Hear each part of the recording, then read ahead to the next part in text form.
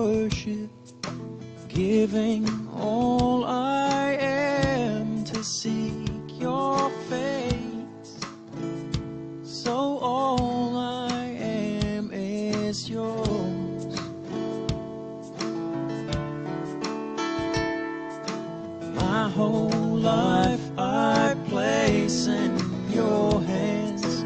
Yah of mercy, humbled I bow down in your presence at your throne. I called and you answered, and you came to my rescue, and I wanna be where you are. I called and you answered, and you came to my rescue, and I wanna be where you are.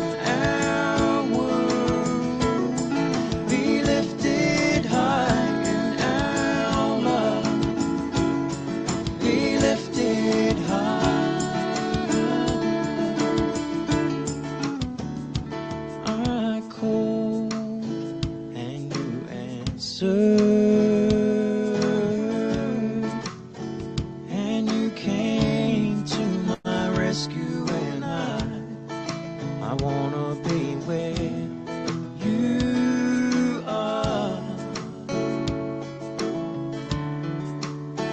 Yes, I called and you answered, and you came to my rescue, and I wanna be where you are.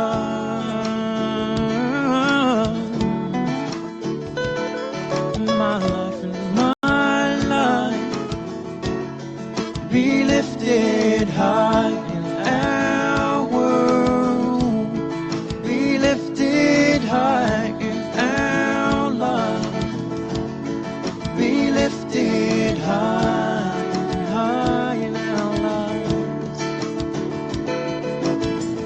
In my life, be lifted high in our world, be lifted high in our love, be lifted high.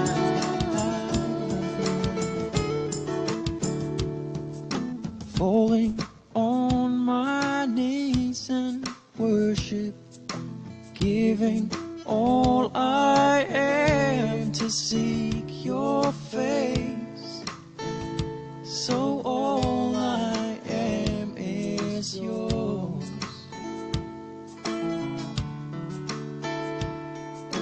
My whole life I place in your hands. Yah of mercy, humbled I bow down in your presence at your throne. I called and you answered, and you came to my rescue, and I wanna be where you are. I called and you answered, and you came to my rescue, and I wanna be where you are. In my life, be lifted high in our world, be lifted high in our love, be lifted high, high in our love. In my life, be lifted high in our world, be lifted high in our love, be lifted high, high. Falling on my knees in worship, giving all I am to seek your face.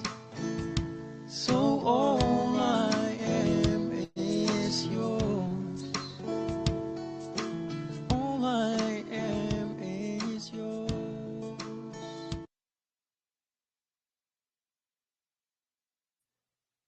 All right. Shabbat Shalom, everybody.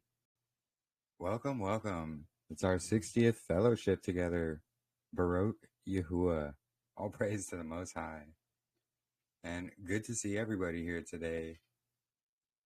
So we're going to get into our Torah portion, and it's, hold on, I got to double check real quick.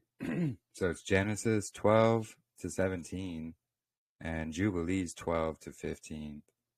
And it's called Lech Lecha, or Get Yourself Out.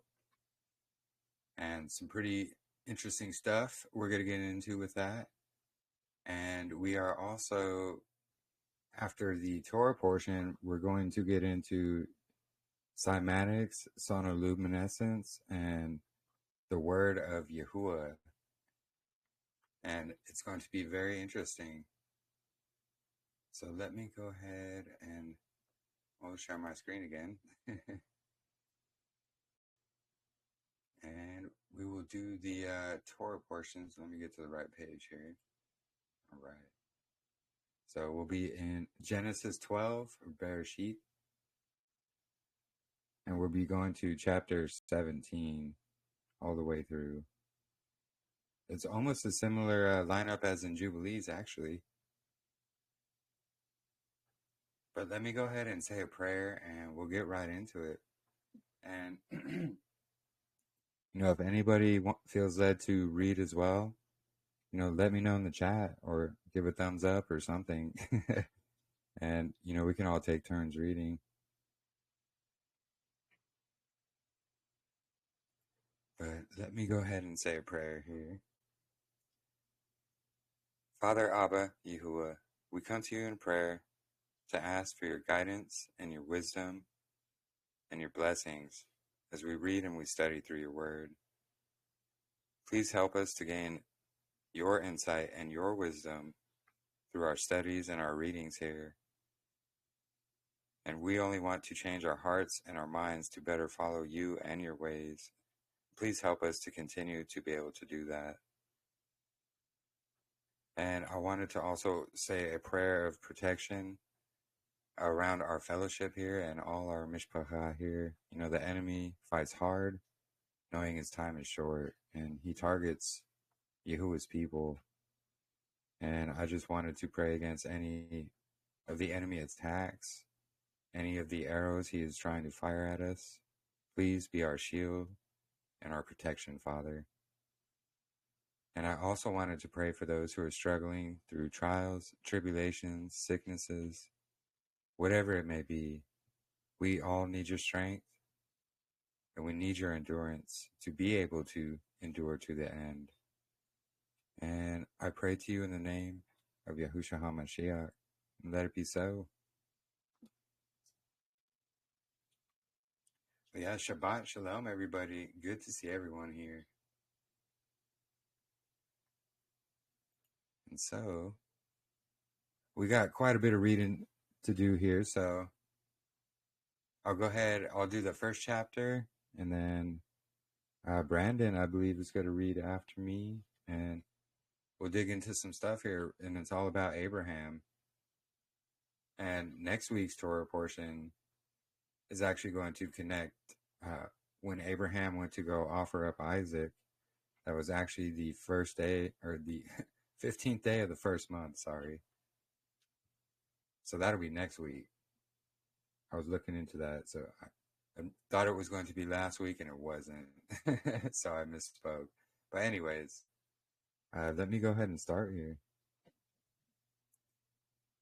And Yahuwah said to Abram, "Go yourself out of your land, and your relatives, and from your father's house, to a land which I show you. And I shall make you a great nation, and barak you, and make your name great, and you shall be a barakah. And I shall barak those who barak you, and curse him who curses you. And in you all the clans of the earth shall be baruch." So by Abraham's seed, all nations will get this blessing, this barakoth. This is how we are all able to repent and turn to Yahuwah. Now, this has always been a thing, always repentance, turning to Yahuwah. Then we get grafted in to become part of the branch of Israel. And it's not the, nation state, the modern day. So, verse 4. So Abraham left, as Yahuwah had commanded him, and Lot went with him. And Abraham was 75 years old when he departed from Haran. And Abraham took Sarai as his wife, and Lot his brother's son, and all their possessions that they had gathered, and the beings whom they acquired in Haran. And they departed for the land of Canaan. And they came to the land of Canaan. And we see that's the exact land that later Yahuwah guides Yisrael out of Mitzrayim, takes him to the land of Canaan.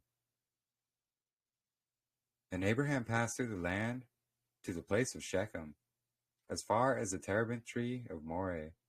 At that time the Canaanites were in the land. And Yahuwah appeared to Abram and said, "To your seed I give this land." And he built there an altar to Yahuwah, who had appeared to him. And from there he moved to the mountain east of Bethel, and he pitched his tent, with Bethel on the west and Ai on the east. And here we see that mention of Ai. Nothing new under the sun. We wonder what they named it after. But anyways. And he built there an altar to Yahuwah, and called on the name of Yahuwah. So we see, Abraham, he was building altars and doing these things to Yahuwah long before Mount Sinai. So how did he know to do these things? Because it was passed down generation to generation. So, and Abraham departed, continuing towards the Negeb, or the south. And a scarcity of food came to be in the land. And Abram went down to Mitzrayim to dwell there, for the scarcity of food was severe in the land. And it's interesting, there's another famine, and they go to Mitzrayim for that famine, or Egypt. And it came to be, when he was close to entering Mitzrayim, that he said to Sarai his wife, "See, I know that you're a lovely woman to look at. And it shall be, when the Mitzrites see you, that they shall say, 'This is his wife,' and they shall kill me, but let you live. Please say you are my sister, so that it shall be well with me for your sake, and my life be spared because of you." And it came to be, when Abram came into Mitzrayim, that the Mitzrites saw the woman that she was very lovely. And Pharaoh's officials saw her and praised her before Pharaoh, and the woman was taken to Pharaoh's house.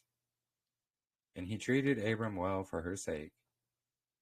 And he had sheep and cattle and male donkeys and male and female servants and female donkeys and camels. But Yahuwah plagued Pharaoh and his house with great plagues because of Sarai, Abram's wife. And Pharaoh called Abraham and said, "What is this you have done to me? Why did you not inform me that she was your wife? Why did you say, 'She is my sister'? And so I was going to take her for my wife. Look, here is your wife. Take her and go." And Pharaoh commanded his men concerning him, and they sent him away with his wife and all that he had. So I find it pretty interesting, that he was led to basically lie and say that, no, Sarai was not his wife. And there's someone else that does this in scriptures as well. And it's rather interesting because it just shows there's nothing new under the sun. All these events, they happen then, they're going to happen again, just on a greater scale. But very interesting stuff. What happened here? Service unavailable. Something going on? No, I think their website may have crashed.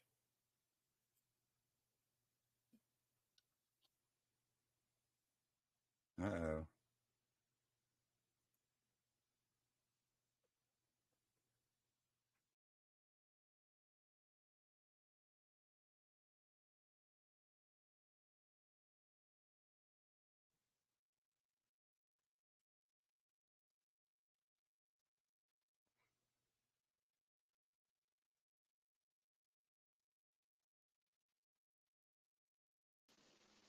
They're on to us.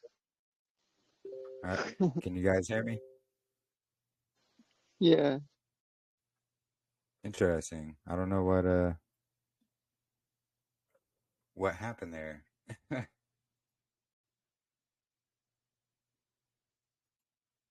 it seems, hold on, give me just a moment here.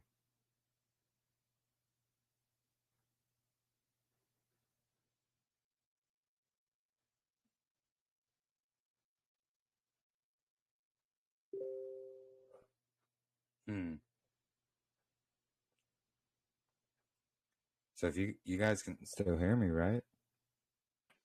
I can hear you. Shabbat Shalom, everyone. Hey, Shabbat Shalom. I can hear you, brother. We're good over here. For some reason, something's going wrong with my my computer or something. Shabbat Shalom. Yeah, Shabbat Shalom. Just the devil trying to prevent our assembly, man, from happening. That's all. Yeah, exactly. Yeah, everything has been wonky lately, honestly. I don't know why. Like, my screen seems frozen here on my computer. Give me just a sec here. Oh, it looks like the scriptures site's down. Yeah, their website is down. I've been trying to. Yeah, it says service unavailable. Might have to bust out the actual copy here. Good thing I got it. Yeah. Hallelujah.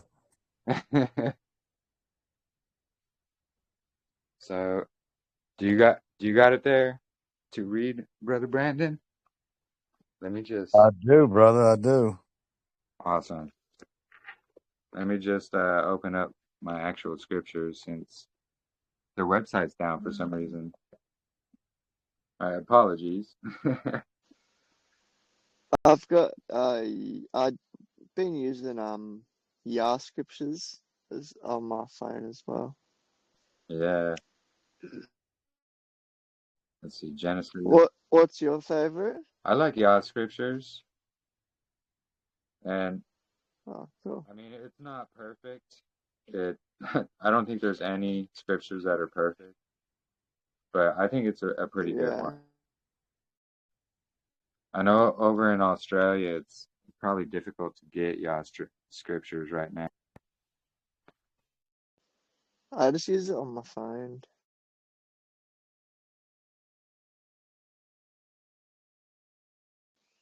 Yeah, but yeah, it'd be nice to have a physical one of your scriptures.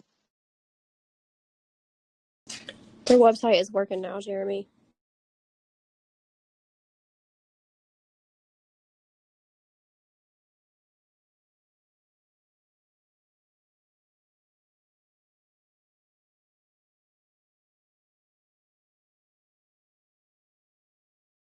Okay, yeah, hold on. Give me just a moment. Let me get it back on screen. I wonder what happened there. Oh, it still says service unavailable for me when I go to it.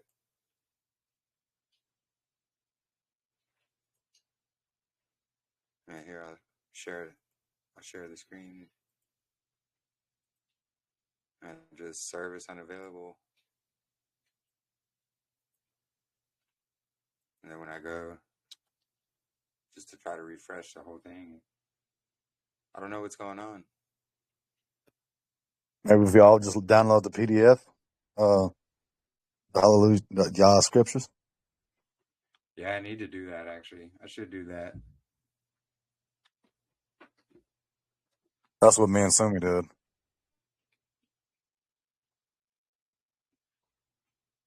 Well, if you want to go ahead and start reading in Genesis chapter 13, we can continue. I Unfortunately, can do. yeah, we won't be able to have it on screen, but if you have a physical copy, that'd be good. All right, let me start. Go ahead, brother. All right. And it says, and Abram went up from Mitzrayim into Negeb, and he and his wife and all that he had, and Lot with him. And Abram was very rich in livestock, and silver and in gold.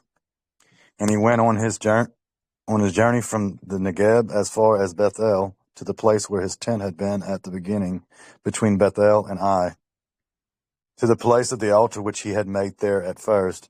And there Abram called on the name of Yahuwah. Now Lot, who went with Abram, also had flocks and herds and tents. And the land was not able to bear them, that they might dwell together, for their possessions were great, so that they could not dwell together. And there was strife between the herdsmen of Abram's livestock and the herdsmen of Lot's livestock. And at that time the Canaanites and the Perizzites dwelt in the land. And Abram said to Lot, please let there be no strife between you and me, and between my herdsmen and your herdsmen, for we are brothers. Is not all the land before you? Please separate from me. If you take the left, then I go to the right, or if you go to the right, then I go to the left. And Lot lifted his eyes and saw all the plain of the Jordan, that it was well watered everywhere before Yahuwah destroyed Sodom and Gomorrah, like the garden of Yahuwah, like the land of Mitzrayim, as you go toward Zor. So Lot chose for himself all the plain of the Jordan, and Lot moved east. Thus they separated from each other. Abram dwelling in the land of Canaan, and Lot dwelling in the cities of the plain, and pitched his tent as far as Sodom. But the men of Sodom were evil, and sinned before Yahuwah, exceedingly so. And afterward Lot had separated from him, Yahuwah said to Abram, now lift up your eyes and look from the place where you are, northward and southward and eastward and westward. For all the land which you see, I shall give to you and your seed forever. And I shall make your seed as the dust of the earth, so that if a man could count the dust of the earth, then your seed also could be counted. Arise, walk in the land through its length and its width, for I give it to you. So Abram moved his tent and went and dwelt by the terebinth trees of Mamre, which are in the Hebron, and built an altar there to Yahuwah. Awesome. Praise Yahuwah. So Praise yeah, Yahuwah. I went to Bible Hub here so we can at least have it on screen. But yeah, we see Abraham's seed gets made as the dust of the earth. And we read before, all nations will be blessed through Abraham. And just like I mentioned before, this is how we are able to turn and repent repent, is turning from sin and following Yahuwah, and then we are able to become grafted into Israel. Therefore, we make the heavenly new kingdom.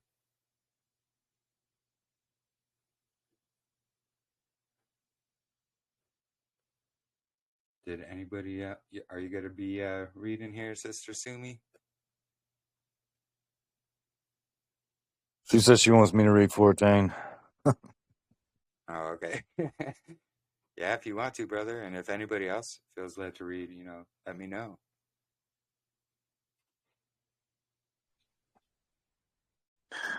This is an Elam and Tadal. Stop. Yes. Oh, wait a minute. I was way down now. Yeah, no, my bad. Here, let's do it.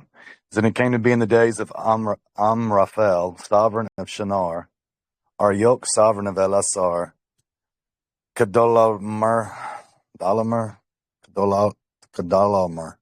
sovereign of Eliam, and Tadal, sovereign of Goyim, that they fought against Bera, sovereign of Sodom, Bersha, sovereign of Amorah, Shenab, sovereign of Admah, Shemeber, sovereign of Tesboim, and the sovereign of Bela, that is Zor. All these joined together in the valley of Siddim, that is in the Salt Sea. That is the Salt Sea. 12 years they served Kedalamer, and in the 13th year they rebelled. And in the 14th year, Kedalamer and the sovereigns that were with him smote the Rephaim, and Ashtaroth, Kanaim, and the Zuzim, and Ham, and in the Amites, and Shaweh, Kiriathim. Yeah, I see why you had me read this. I didn't know they were. And the Horites in their mountain Asir as far as El Paran, which is by the wilderness. And they turned back and came to Egan Mishpat, that is Kadesh, and smote all the country of the Amalekites, and also the Amorites who dwelt in Hatzaton,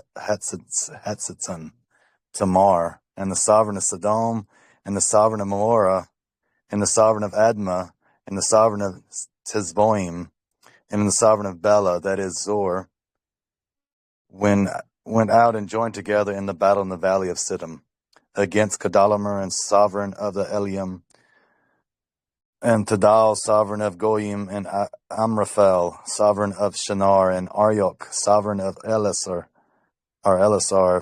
4 sovereign against 5. Sovereigns against 5, yeah.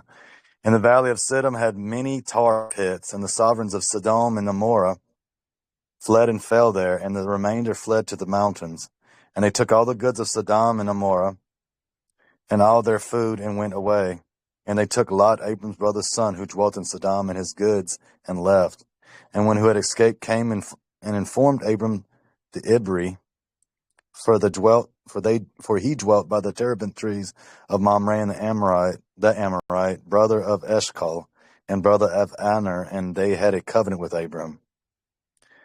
And when Abram heard that his brother was taken captive, he armed his 318 trained servants who were born in his own house, and went in pursuit as far as Dan. And he and his servants divided against them by night, and smote them, and pursued them as far as Hobah, which is on the left of Damasek. Boy, these words.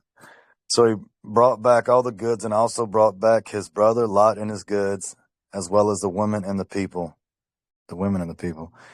And after his return from the defeat of Kedalamer and the sovereigns who were with him, the sovereign of Sodom came out to meet him at the valley of Shaweh, that is the sovereign's valley. And the Melchizedek, sovereign of Shalom, brought out bread and wine. Now he was the Kohen of the Most High El. And he barak him and said, Baruch be Abraham of the Most High, El possessor of the Shamaim and earth. And Baruch be the Most High El, who has delivered your enemies into your hand, and he gave him 1/10 of all.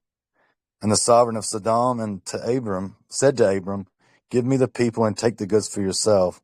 But Abraham said to the sovereigns of Sodom, I have lifted my hand to Yahuwah, the Most High El, the possessor of the Shamaim and earth, not to take a thread or a sandal strap or whatever is yours, lest you should say, I have made Abram rich, except only what the young men have eaten, and the portion of the men who went with me, and Ner, Eshcol, and Mamre, let them take their portion. That was a Melchizedek. Yeah, Yeah, just for Melchizedek. the Melchizedek priesthood. Yeah. Good call. Is And that where it actually, started? no, well, it starts long before that, but in the Dead Sea Scrolls, it reads to us that, Melchizedek is Yahuwah, and Yahuwah is in the flesh. And I actually put a pretty good write-up about it in the tab in the library if you want to check it out. But it's all about the Melchizedek. And I'm actually going to be getting more into that. I'm going to be doing a deep dive into scriptures about where Melchizedek comes from, and debunking that, because a lot of people think Shem was Melchizedek, but that's because in the Masoretic they edited the timeline, which is what they do. They still do that today to us now. The whole timeline's edited, but they shorten dates in the Masoretic to make it appear that Shem is Melchizedek. And I shared a video earlier that actually it covers that pretty thoroughly. And it shows that the Dead Sea Scrolls, the Septuagint, and the what's the other one? There's three scriptures that all match the same dates. The only one that doesn't is the Masoretic. But anyways, I just wanted to kind of mention that. But we see, Sodom and Gomorrah, these people were all taken out. Nothing new under the sun. We get Abraham, giving 10% of the spoils to Melchizedek, which I truly believe is Yahuwah in the flesh. And then when we see Paul speaking about the same thing, about the priesthood of Melchizedek, and it's always been a thing. It was supposed to go to Adam, but because of his sin, he fell. Yahuwah himself had to take it. Then he passed it on through Yahushua HaMashiach. Then he came down to overcome the sins that all of us go through, so that he can become the high king and priest and judge us righteously, having experienced everything we have and overcoming all of that.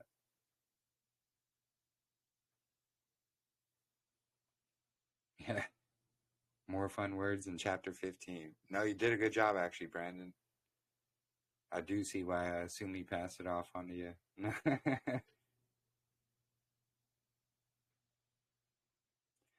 But yeah, if you want to go ahead and read, Sumi, or whoever, or I can read. Natalie said she was Okay. going to read. I think I'm being delegated. Oh, awesome. Praise Yahuwah. All right, here we go. Go for it. Chapter 15. After these words, the word of Yahuwah came to Abram in a vision, saying, Do not be afraid, Abram. I am your shield. Your reward is exceedingly great. And Abram said, Adonai, Yahuwah, what would you give me, seeing as I go childless, and the heir of my house is Eliezer of Damascus? And Abram said, See, you have given me no seed, and see, one born in my house is my heir. And see, the word of Yahuwah came to him, saying, This one is not your heir, but he who comes from your own body is your heir. And he brought him outside and said, Look now toward the Shamayam, and count the stars, if you are able to count them. And he said to him, So are your seed. And he believed in Yahuwah, and he reckoned it to him for righteousness. And he said to him, I am Yahuwah, who brought you out of Ur-Kasdim, to give you this land to inherit it. And he said, Adonai Yahuwah, whereby do I know that I possess it? And he said to him, Bring me a 3-year-old heifer, a 3-year-old female goat, and a 3-year-old ram, and a turtle dove, and a young pigeon. And he took all these to him, and cut them in the middle, and placed each half opposite the other. But he did not cut the birds. And the birds of prey came down on the carcasses, and Abram drove them away. And it came to be, when the sun was going down, a deep sleep fell upon Abram, that a frightening great darkness fell upon him. And he said to Abram, Know for certain that your seed are to be sojourners in a land that is not theirs, and shall serve them, and they shall afflict them for 400 years. But the nation whom they serve I am going to judge, and afterward let them come out with great possessions. Now as for you, you are to go to your fathers in peace, and you are to be buried at a good old age. Then in the 4th generation they shall return here, for the wickedness of the Amorites is not yet complete. And it came to be, when the sun went down and it was dark, that a smoking oven and a burning torch passing between those pieces. On the same day Yahuwah made a covenant with Abram, saying, I have given this land to your seed, from the river of Mitzrayim to the great river, the river Parath, to the Canaanite and the Kenizzite and the Kadamite and the Hittite and the Perizzite and the Raphaim and the Amorite and the Canaanite and the Girgashite and the Jebusite. I love it. Praise Yahuwah. Yeah, this is where all the ites came from, the Canaanites. And I wanted to cover, it's talking about Eleazar of Damascus. And this sticks out to me because of the Dead Sea Scrolls, and that's what they called the land that they lived in. It was Damascus. And they try to thwart that fact and say, no, this is Damascus in Syria. No, I believe it was Damascus, Qumran, right there. Just something that stuck out to me. Yeah, thank you, Sister Natalie.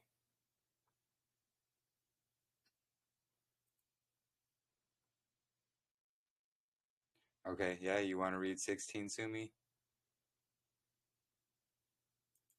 Batter up. Yeah.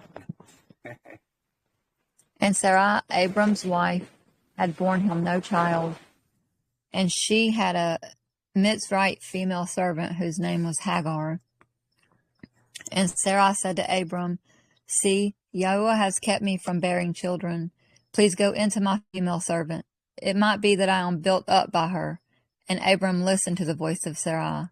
And Sarai, Abram's wife, took Hagar, her female servant, the Mitzrite, and gave her to her husband, Abram, to be his wife.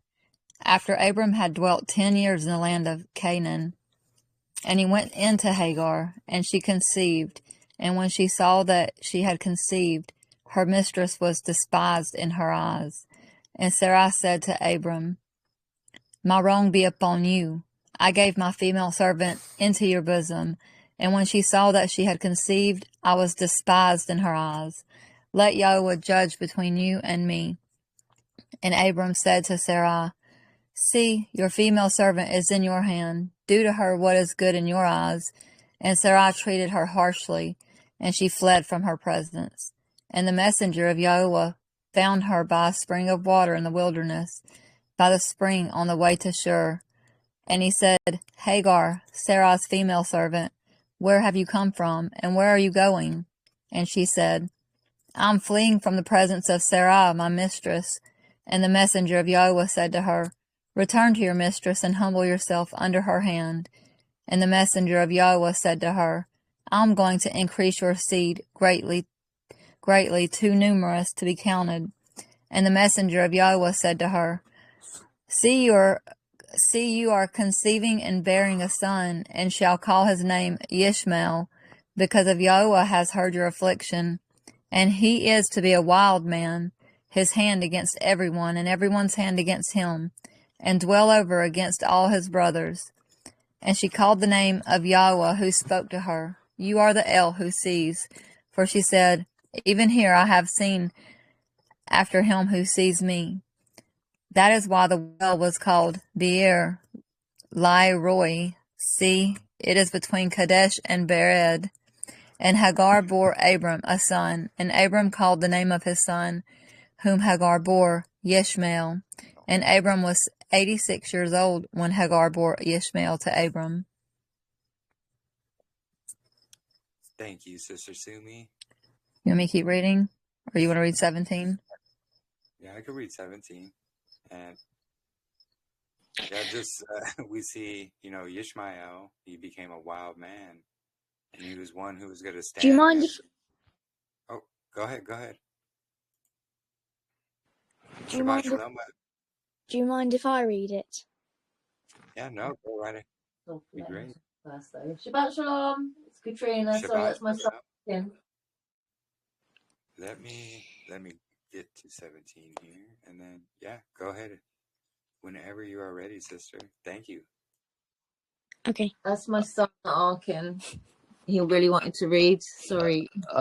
Just before you start reading, Jeremy, remember all these people that end with an "ite"? They were cursed people, and I noticed in the Yah scripture, where they were reading Mitzrites, but in the other versions, like for example, at TS2009, they're called Mitzrian. In other words, they're not classified as an "ite" as the others were. Is that correct? Yeah, interesting. Because that's actually what I have on screen here is the scriptures, but 98 version. And it was calling them Mitzrayim, not Mitzrites. Right. But I think it is different in Yah scriptures. Yeah, which could be an error. Interesting. Do you have a take on that, Sister Natalie? I know you're our linguist expert here. I don't, but I can look into it later. What verse are you referring to? Are you talking about 15 at the end of it? It was used 2 or 3 times, I guess, and I think two of them were in chapter 15. Okay. 16:3 is talking about Hagar being the female servant, the Mitzrite. So maybe that'll give us some insight. Yeah, right. Okay. I'll use that as a jumping point, see what I can find. Awesome. Okay. Get back with us, would you? In 3 to 4 business days. Yeah.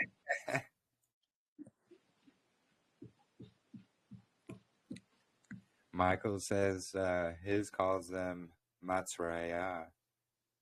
Interesting. Yeah, it's got quite an interesting thing about the Ibrit or the Hebrew. And, of course we know the modern day synagogue of Hasatan is, mixed it with Babylon, but singular instead of a plural. Yeah. All right. Sister Catriona, whenever you are ready. Thank you. And it came to be when Abram was 99 years old that Yahuwah appeared to Abram and said to him, I am El Shaddai, walk before me and be perfect. And I give my covenant between me and you, and shall greatly increase you. And Abram fell on his face, and Yahuwah spoke with him, saying, As for me, look, my covenant between me and you. As for me, look, my covenant is with you, and you shall become a father of many nations. And no longer your name is called Abram. Your name shall be Abraham, because I shall make you a father of many nations, and I shall make you bear fruit exceedingly, and make nations of you, and sovereigns shall come from you. And I shall establish my covenant between me and you, and your seed after you in their generations, for an everlasting covenant to be Elohim to you. and your seed after you. And I shall give you and your seeds after you the land of your sojournings, all the land of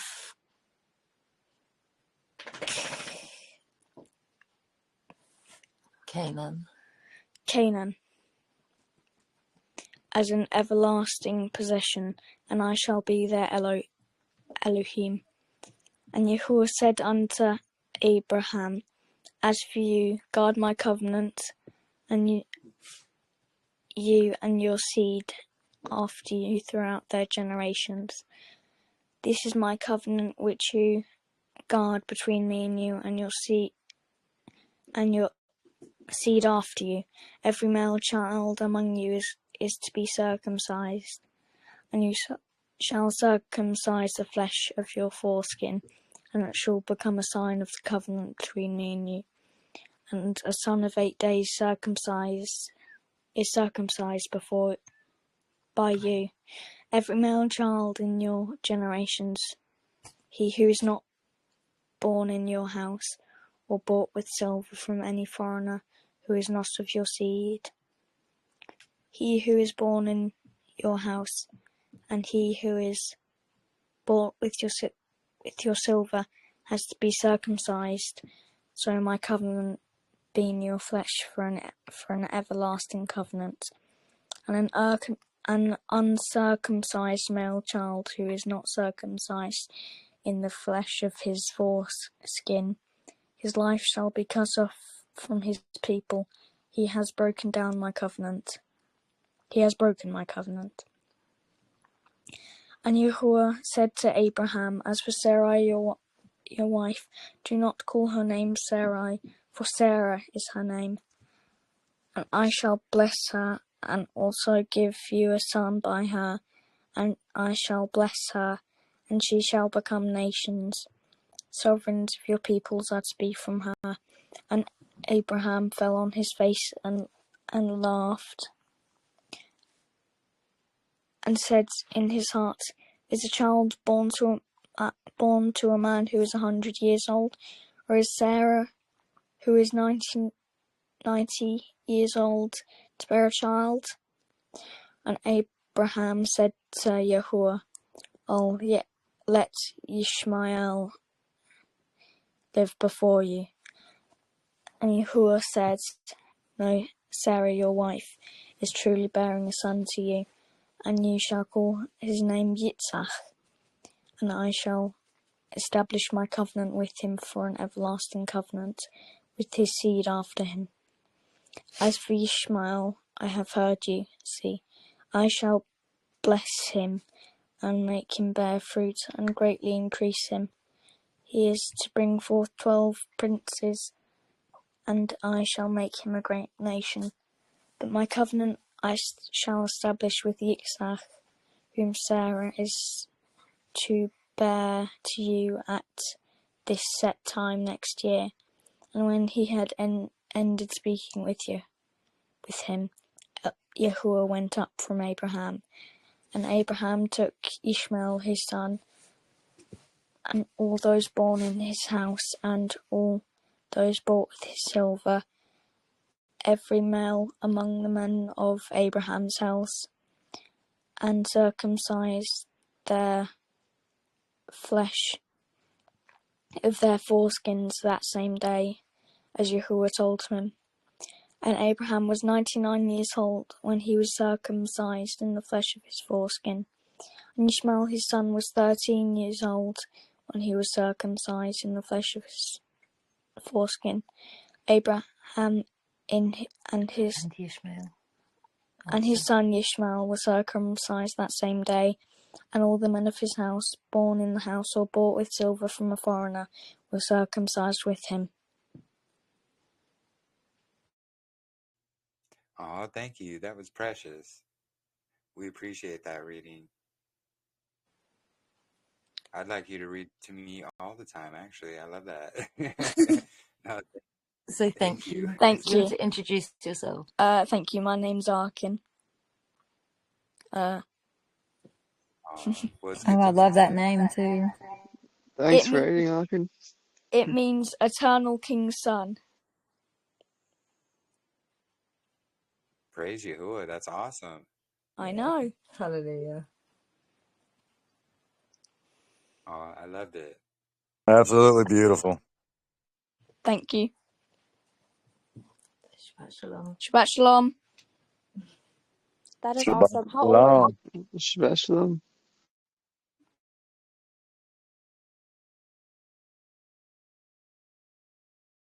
Sorry, Cheyenne, I didn't mean to interrupt you. No. Yeah, I think someone was asking how old.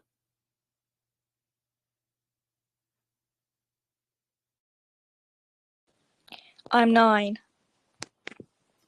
Oh, nice. Well, you're being raised up correct. I can tell. That is all praise to the Most High Yahuwah. That's In my awesome. name when I was 9. Oh, glory be to the Most High. I was saying it's interesting that this topic's coming up, actually.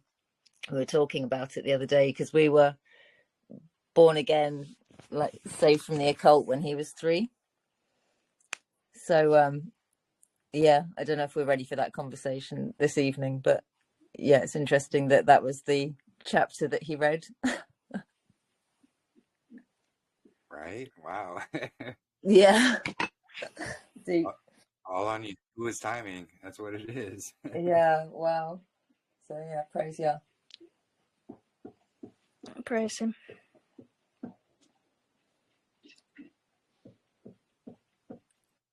Thank you. Yeah. Thank you very much for reading. A true Barakoth, a blessing. And if anybody else would like to read, let me know. Before we jump into 18 here. I thought he was reading the 17 of what's our Jubilees. Oh, that's right. You are correct. Thank you for reminding me. No problem, brother. Yeah. So Jubilees chapter 12 is what we're going to get into. Yeah, no worries, Andrea. And Shabbat Shalom, by the way. Yeah, 12. So 12 to 17. Yeah, correct. We doing I was caught chapter up. 12 now? Yeah, so chapter 12 in Jubilees is where we're going to begin. Our I can next read read. 12 now if we want. Yeah, Cool. that'd be great, brother. Yeah, I was just captivated by the reading, so I wanted to keep going, but no. Yeah, go ahead whenever you're ready there, brother. And it came to be in the 6th week, in the 7th year, that Abram spoke to Terah his father, saying, Father, and he said, See, here I am, my son. And he said, What help and profit have we from those idols which you worship, and before which you bow yourself? For there is no spirit in them, for they are dumb images, and a misleading of the heart. Do not worship them. Worship the Elohim of the Shemaim, who causes the rain, the dew to descend on the earth, and does all upon the earth, and has created all by his word, and all life is from before his face. Why do you worship matters that have no spirit in them? For they are the work of hands, and you carry them on your shoulders, and you have no help from them. But they are a great cause of shame to those who make them, and a misleading of the heart to those who worship them. Do not worship them. And his father said to him, I also know it, my son, but what shall I do with a people who have made me to serve before them? And if I tell them the truth, they shall slay me, for their being clings to them to worship them and honor them. Keep silent, my son, lest they slay you. And he spoke these words to his 2 brothers, but they were wroth with him. And he kept silent. And in the 40th Jubilee, In the 2nd week, in the 7th year, Abram took a wife, and her name was Sarai, the daughter of his father, and she became his wife. And Haran, his brother, took a wife in the 3rd year of the 3rd week, and she bore him a son in the 7th year of this week, and he called his name Lot. And Nahor, his brother, took a wife, and in the 60th year of the life of Abram, that is, in the 4th week, in the 4th year, Abram arose by night and burned the house of the idols, and he burned all that was in the house, and no man knew it. And they arose in the night and sought to have their mighty ones from the midst of the fire. And Haran hurried to save them, but the fire burned over him, and he was burned in the fire. And he died in Kasdim before Terah his father, and they buried him in Kasdim.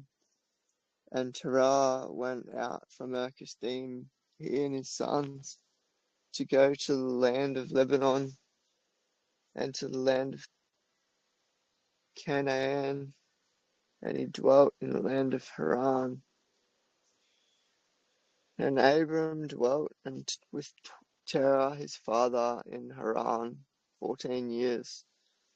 And in the 6th week, in the 5th year, Abram sat up throughout the night on the new moon of the 7th month to observe the stars from the evening to the morning, in order to see what would be the character of with regard to the rains. And he was alone as he sat and observed. And a word came into his heart, and he said, all the signs of the stars and the signs of the moon and of the sun are all in the hand of Yahuah. Why do I search them out? If he desires, he causes it to rain, morning and evening, and if he desires, he withholds it, and all matters are in his hand. And he prayed that night and said, my Elohim, Most High, you alone are my Elohim, and you and your rule I have chosen, and you have created all matters, and all matters that exist are the work of your hands. Deliver me from the hands of evil spirits who have power over the thoughts of men's hearts, and do not let them lead me astray from you, my Elohim. And may you establish my seed and I forever, that we do not go astray from this time and forever. And he said, shall I return to Kasdim, that I may return to them who seek my face, or am I to remain here in this place? Prosper the right path before you in the hands of your servant, that he may fill it, and that I may not walk in the deceitfulness of my heart, O my Elohim. And he made an end of speaking and praying, and see, the word of Yahuah was sent to him through me, saying, get up from your land and from your clan and from the house of your father, to a land which I shall show you, and I shall make you a great and numerous nation. And I shall barak you, and I shall make your name great, and you shall be Baruch in the earth, and in you shall all generations of the earth be Baruch. And I shall barak them that barak you, and curse them that curse you. And I shall be an Elohim to you and your son, and to your son's son, and to all your seed. Do not fear from this time and to all generations of the earth. I am your Elohim. And Yahuwah Elohim said, open his mouth and his ears, that he may hear and speak with his mouth, with the language which has been revealed, for it had ceased from the mouths of all the children of men from that day of the overthrow. And I opened his mouth and his ears and his lips, and I began to speak with him in Abri, in the tongue of the creation, and he took the books of his fathers, and these were written in Abri, and he transcribed them, and he began from this time to study them. And I made known to him that which he could not understand, and he studied them during the 6 rainy months.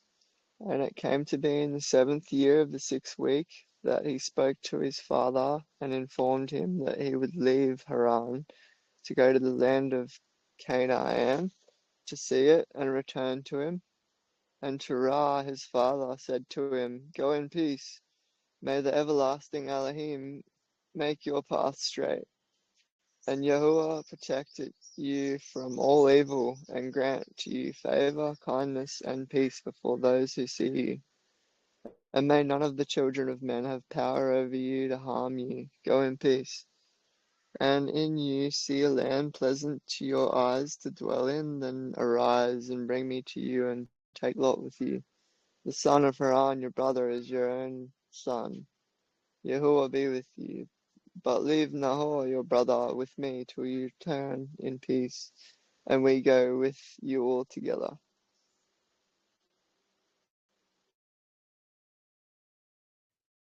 Awesome. Thank you, brother. And so we see there, it gives us a bit more detail about Abraham and his father Terach, who was a idol maker. And it's called the Apocalypse of Abraham, or the Testament of Abraham as well. But he speaks more on Terach, his father, and how he was an idol maker, and it goes into a lot more detail about that. But I think it's really cool how Jubilees lines up exactly with what's in, the Apocalypse of Abraham is what it's called. And we see it also lines right up with what we just read in Genesis as well. But it gives specific dates. And really the verse I wanted to cover was really the one about the 7th month. So, yeah, verse 16 here. And this is a calendar verse right here as well, because we see Abraham sat up throughout the night. And actually in other versions, besides Yah's scriptures here, it says from evening to morning, just the same exact verbiage that we see in the Dead Sea Scrolls, where people like to use moon there. And it's not the moon, it's the stars. And specifically this word new moon, just like in scriptures, it's HaChodesh. And it does not mean new moon, it just means on the head of this 7th month. And he was coming to observe the stars from the evening to the morning.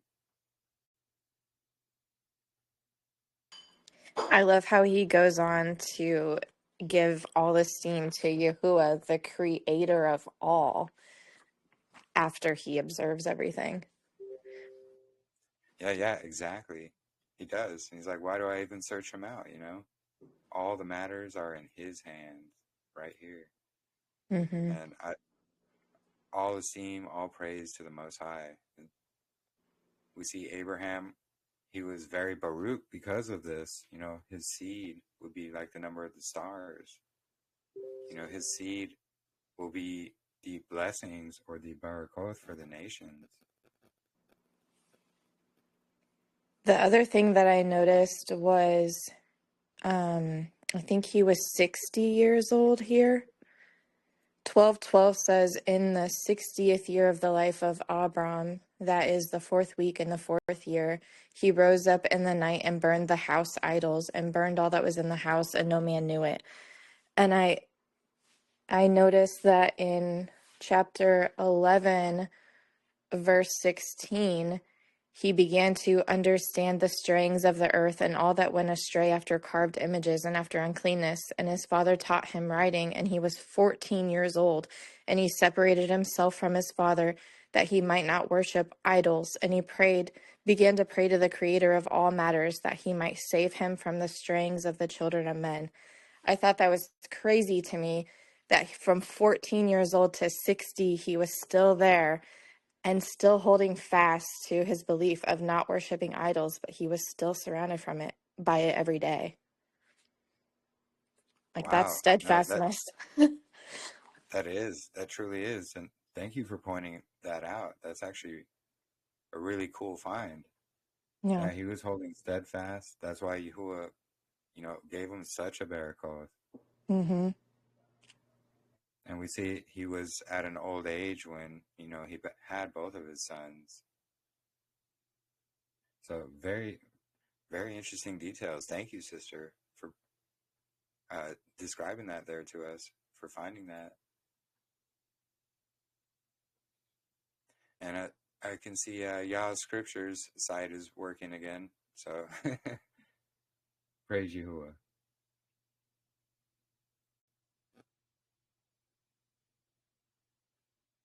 Yeah, is there anybody else who would like to read? If not, I'll go ahead and read chapter 13 here.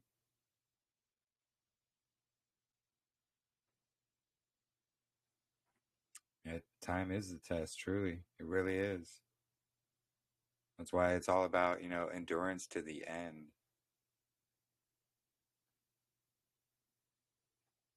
The road is narrow and it's very rocky and tough. It's not for the faint of heart, and it's for those who, he chooses us, but we have to choose him as well.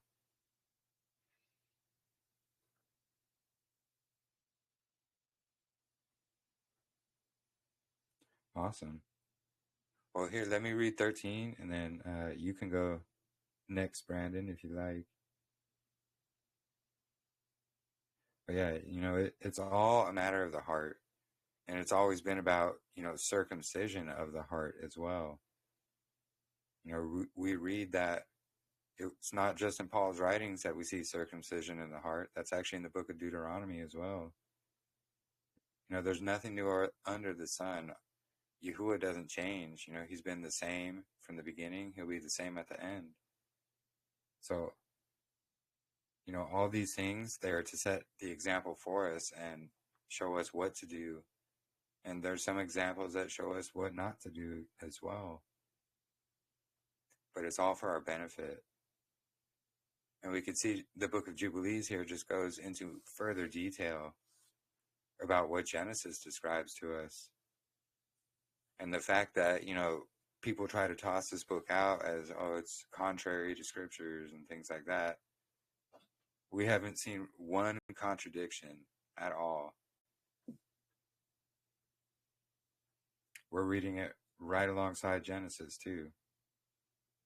So all praise to the Most High Yahuwah. And I actually love going through the Torah portions with the book of Jubilees just because of this, extra detail that we get.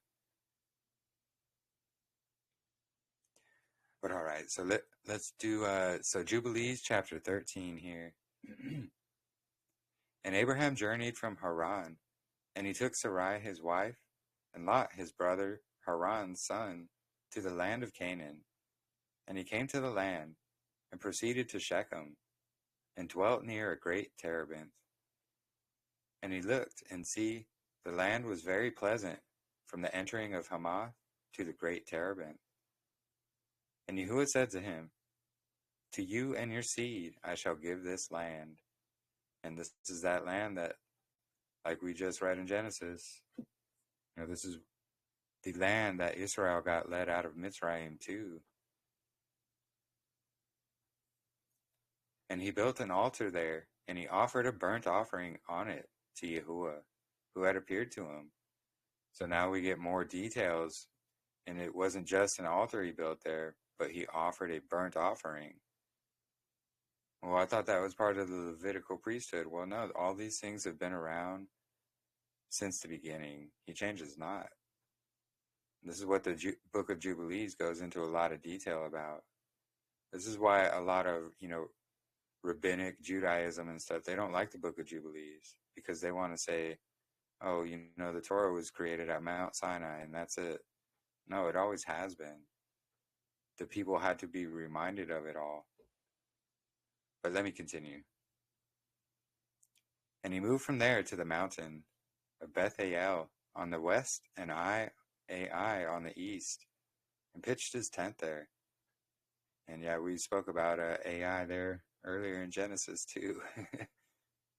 And he looked and see, the land was very wide and good, and all grew upon it, vines and fig trees and pomegranates. Pomegranates are pretty important as well. We see those on the menorah. Oaks and mulberries and terebinths and olive trees, and cedars and cypresses and date palms, and all the trees of the field. And there was water on the mountains. And he Baruch Yahuwah, who led him out of Ur-Kasdim, and had brought him to this land. And it came to be in the first year, in the 7th week, on the head of the first month, that he built an altar on this mountain, and called the name of Yahuwah. You everlasting Elohim are my Elohim. And he offered on that altar a burnt offering to Yahuwah, that he should be with him and not forsake him all the days of his life. And so again, we see more burnt offerings to Yahuwah by Abraham. And he moved from there and went towards the Negeb, the south. And he came to Hebron, and Hebron was built at that time. And he dwelt there 2 years. And he went to the land of Negeb, to Bealoth, and there was a scarcity of food in the land. And Abraham went into Mitzrayim in the 3rd year of the week, and he dwelt in Mitzrayim 5 years, before his wife was taken away from him. Now Tanais in Mitzrayim was at that time built, 7 years after Hebron. And it came to be when Pharaoh seized Sarah from the wife of Abram, that Yahuwah plagued Pharaoh and his house with great plagues because of Sarai, Abram's wife. And Abram was very rich by reason of possessions in sheep and cattle and donkeys and horses and camels and male and female servants, and in silver and gold exceedingly. And Lot also, his brother's son, was wealthy. And Pharaoh gave back Sarai the wife of Abram, and sent him out of the land of Mitzrayim. And he journeyed to the place where he had pitched his tent, at the beginning, to the place of the altar, with Ai on the east, and Bethel on the west, Bethel. And he Barak Yahuwah, his Elohim, who had brought him back in peace. And it came to be in the 41st Yobel, Jubilee, in the 3rd year of the 1st week, that he returned to this place and offered a burnt offering there, and called the name of Yahuwah, and said, You, the Most High El, are my Elohim forever and ever. And in the 4th year of this week, Lot parted from him, and Lot dwelt in Sodom. And the men of Sodom were exceedingly wicked. And it grieved him in his heart that his brother's son had parted from him, for he had no children. In that year, when Lot was taken captive, Yahuwah said to Abram, after Lot had parted from him, in the 4th year of this week, Lift up your eyes from the place where you are dwelling, northward and southward, and westward and eastward. For all the land which you see, I shall give to you and your seed forever, and I shall make your seed as the sand of the sea. Though a man may number the dust of the earth, yet your seed shall not be numbered.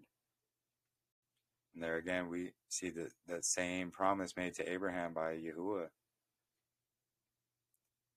Arise and walk in the length of it and the breadth of it, and see it all, for to your seed I shall give it. And Abraham went to Hebron and dwelt there. And in this year,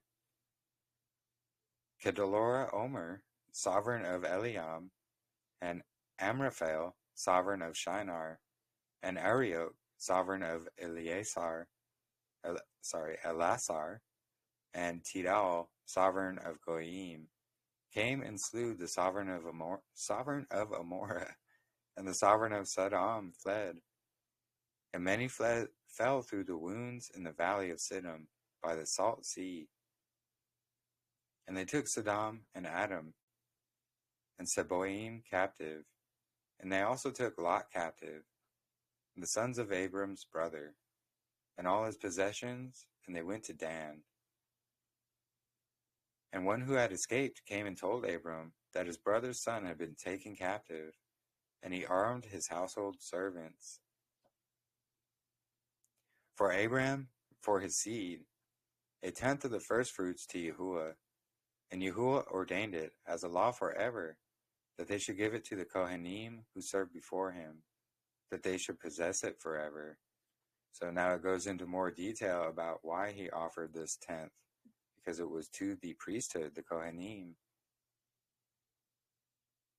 And to this law there is no limit of days, for he has ordained it for the generations forever, that they should give to Yahuwah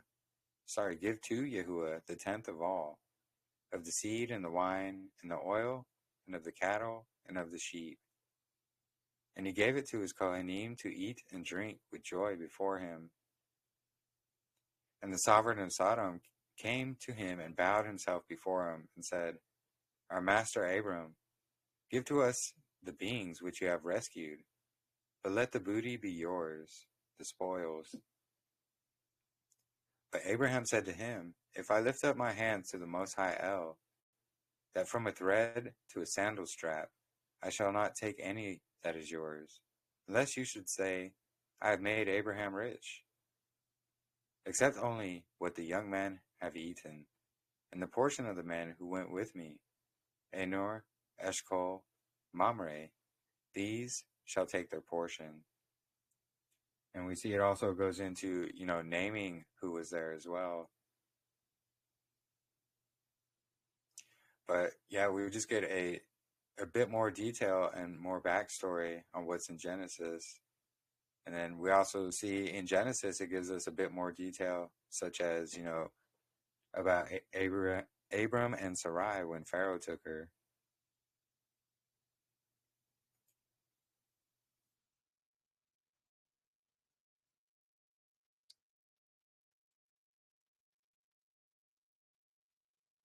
Want me to read?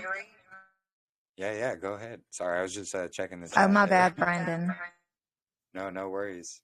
Yeah, if you or Brandon wants to read. Jubilees chapter 14. All right. Chapter 14 of Jubilees. After these matters in the 4th year of this week, on the head of the 3rd month, the word of Yahuwah came to Abram in a dream, saying, Do not fear, Abram. I am your defender, and your reward shall be exceedingly great. And he said, Adonai, Adonai, what shall you give me, seeing I go childless, and the son of Masech, the son of my female servant, is Eleazar of Damascus. He shall be my heir, and to me you have given no seed. And he said to him, This shall not be your heir, but one that shall come out of your own body, he shall be your heir. And he brought him outside and said to him, Look toward the Shamaim, and number the stars, if you are able to number them. And he looked toward the Shamaim and saw the stars. And he said to him, So shall your seed be. And he believed in Yahuwah, and it was reckoned to him for righteousness. And he said to him, I am Yahuwah that brought you out of Earth Kasdim to give you the land of the Canaanites to possess it forever. And I shall be Elohim to you and to your seed after you. And he said, Adonai, Adonai, whereby shall I know that I shall inherit it? And he said to him, Bring me a 3-year-old heifer, and a 3-year-old ram, and a 3-year-old sheep, and a turtle dove, and a young pigeon. And he took all these in the middle of the month, and he dwelt in the terebinth tree of Mamre, which is near Hebron. And he built there an altar, and slaughtered all these, and he poured their blood on the altar, and cut them in the middle, and placed each half opposite the other, but he did not cut the birds. And birds of prey came down upon the carcasses, but Abram drove them away, and did not allow the birds of prey to touch them. And it came to be, when the sun had gone down, that a deep sleep fell on Abram, and see, a frightening great darkness fell upon him. And it was said to Abram, Know for certainty that your seed shall be sojourners in a land that is not theirs, and they shall bring them into bondage, and afflict them 400 years. And the nation Also to whom they shall be in bondage I shall judge, and after that they shall come out from there with great possessions. And you shall go to your fathers in peace, and be buried in a good old age. But in the fourth generation they shall return here, for the wickedness of the Amorites is not yet complete. And he awoke from his sleep, and he arose, and the sun had gone down, and there was a flame, and see a smoking oven, and a burning torch passed between the pieces. And on that day Yahuwah made a covenant with Abram, saying, To your seed I shall give this land, from the river of Mitzrayim to the great river, the river Parath, the Canaanites, and the Kenizzites, and the Kadmonites, the Perizzites, and the Rephaim, the Perizzites, and the Hivites, and the Amorites, and the Canaanites, and the Girgashites, and the Jebusites. And the day passed, and Abram offered the pieces and the birds, and their grain offerings, and their drink offerings, and the fire devoured them. And on that day we made a covenant with Abram accordingly, as we had covenanted with Noah in this month, and Abram renewed the festival of the law for himself forever. And Abram rejoiced and made all these matters known to Sarai his wife, and he believed that he would have seed, but she did not bear. And Sarai advised her husband Abram and said to him, Go into Hagar, my Mitzrite female servant. It may be that I shall build up seed to you by her.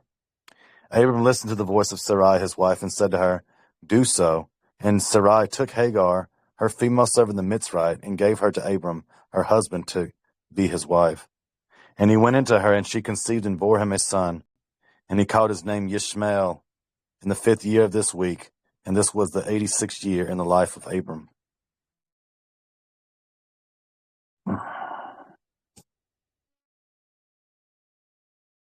Awesome. Thank you for reading, brother. Yes, sir. We see, even specific offerings that Abraham here was, he's offering up to Yahuwah. Just very interesting stuff, but it definitely goes into a lot more detail than what Genesis shows us.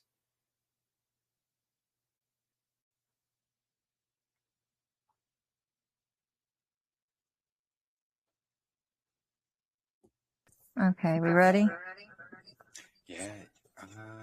Let me get it on screen here. Sorry. We're on 15? Yep. Yeah, 15. This will be Am I the on? last chapter. I don't know. I turned my volume Yeah, down. we I can think hear you you. are. Oh. Okay. Turn your volume all the way up. I did know. And in the 5th year of the 4th week of this Yobel, in the 3rd month, in the middle of the month, Abram celebrated the festival of the first fruits of the grain harvest, and he offered new offerings on the altar, the first fruits of the produce to Yahuwah, a heifer and a goat and a sheep on the altar as a burnt offering to Yahuwah. Their grain offerings and their drink offerings he offered on the altar with frankincense. And Yahuwah appeared to Abram and said to him, I am El Shaddai. Approve yourself before me and be perfect. And I shall make my covenant between me and you, and I shall multiply you exceedingly. And Abram fell on his face, and Elohim spoke with him and said, See, my law is with you, and you shall be the father of many nations. No longer shall your name be called Abram, but your name from this time, even forever, shall be Abraham. For I have made you the father of many nations, and I shall make you very great, and I shall make you into nations, and sovereigns shall come forth from you. And I shall establish my covenant between me and you and your seed after you throughout their generations for an everlasting covenant, so that I may be Elohim to you and to your seed after you, to give you the land where you have been a sojourner, the land of Canaan, that you may possess it forever, and I shall be their Elohim.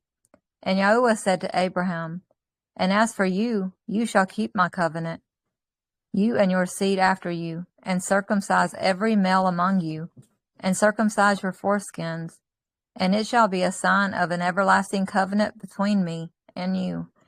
And the child on the 8th day you shall circumcise, every male throughout your generations. He that is born in the house, or whom you have bought with silver from any stranger, whom you have acquired, who is not of your seed. He that is born in your house shall surely be circumcised, and those whom you have bought with silver shall be circumcised. And my covenant shall be in your flesh for an everlasting law. And this uncircumcised male who is not circumcised in the flesh of his foreskin on the 8th day, that being shall be cut off from his people, for he has broken my covenant. And Elohim said to Abraham, As for Sarai your wife, her name shall no longer be called Sarai, but Sarah shall be her name. And I shall barak her, and give you a son by her, and I shall barak him, and he shall become a nation, and sovereigns of nations shall proceed from him. And Abraham fell on his face, and rejoiced, and said in his heart, Shall a son be born to him that is 100 years old? And shall Sarah, who is 90 years old, bring forth?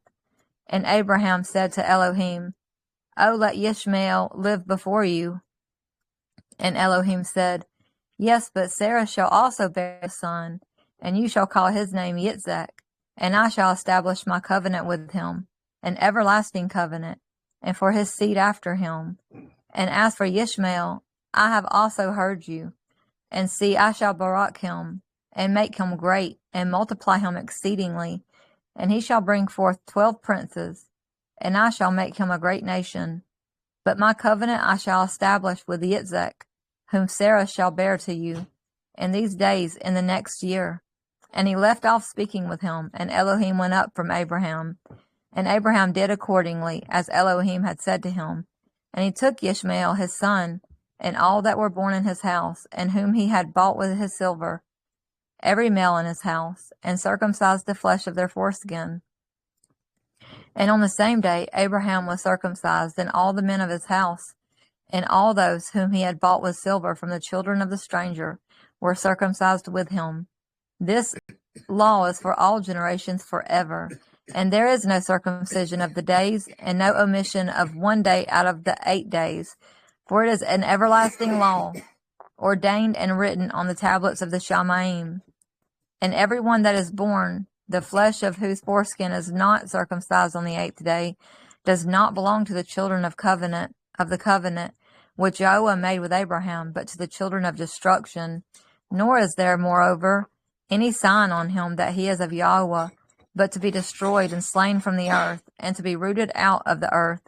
For he has broken the covenant of Yahuah, our Elohim. For all the messengers of the presence and all the messengers of Kodeshah have been so created from the day of their creation. And before the messengers of the presence and the messengers of the Kodeshah, he has Kadosh Yisrael, that they should be with him, and with his Kodesh messengers.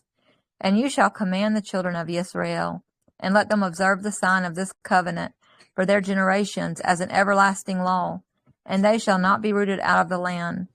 For the command is ordained for a covenant, that they should observe it forever among all the children of Israel.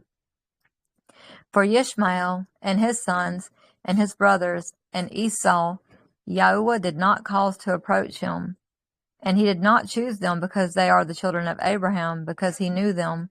But he chose Israel to be his people, and he kadeshed them, and gathered them from among all the children of men. For there are many nations and many peoples, and all are his.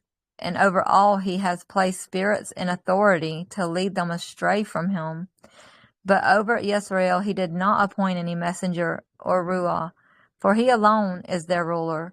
And he shall preserve them, and require them at the hand of his messengers, and his ruahoth, and at the hand of all his powers, in order that he may preserve them, and barak them, and that they may be his, and he may be theirs, from this time and forever. And now I announce to you that the children of Israel shall not keep true to his law, and they shall not circumcise their sons according to all this Torah. For in the flesh of their circumcision they shall omit the circumcision of their sons, and all of them, sons of Belial, shall leave their sons uncircumcised as they were born. And there shall be great wrath from Yahuah against the children of Israel, because they have forsaken his covenant, and turned aside from his word, and provoked and blasphemed. inasmuch as they do not observe the law of this Torah, for they have treated their members like the Gentiles, so that they may be removed and rooted out of the land, and there shall no more be pardon or forgiveness to them for all the sin of this straying forever. Baruch Yahuwah. No, thank you for reading, sister. And so we see the covenant made with the circumcision was given to Abraham. That's what is establishing this covenant. And so this is saying, to answer Marissa's question, if someone wasn't circumcised the 8th day, are they cut off based on what this is saying? So if they were already part of the nation of Israel here, yes, they would be cut off. But as we could see, if you weren't part of Israel, but you want to become grafted in, yet the circumcision is a part of that. What was going on in Paul's day about circumcision was they were making it this salvational issue where it was the first thing you had to get done. The first thing we need to do is actually have a circumcision of our hearts, and then we show outwardly. That's like the sign of the covenant to get it. So getting grafted back into it, of course you can get it after 8 days. But if you were a native born into Israel, yeah, it had to be done when you were 8 days old.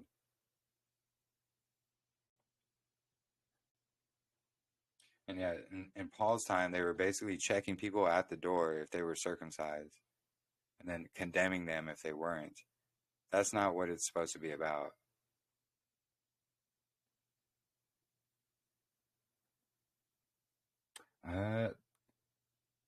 Then I would get it done as soon as possible. Honestly, take it to Yahuwah in prayer.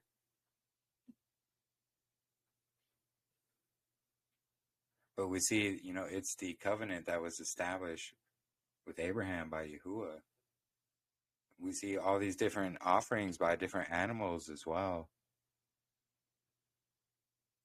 This is, again, proving that, the whole eating meat is a sin doctrine and all the Torah has been changed to add all these animal sacrifices. Well, no, it's here in Jubilees as well.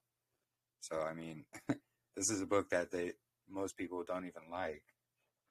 So, there's a lot of interesting doctrine out there floating around. It's why it's good to have a firm foundation in scriptures and what his word says.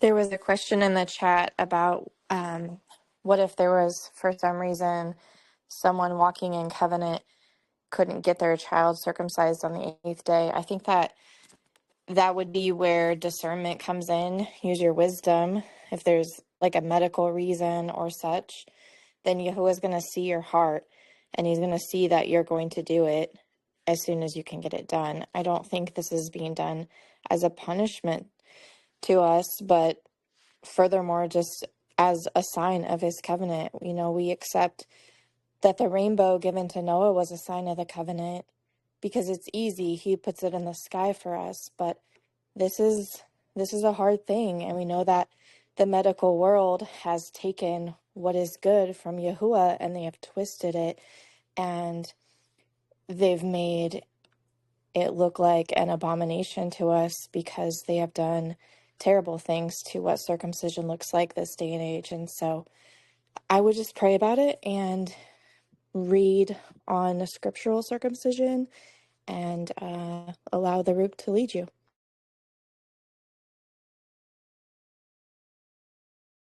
Yeah, I agree with that. Absolutely.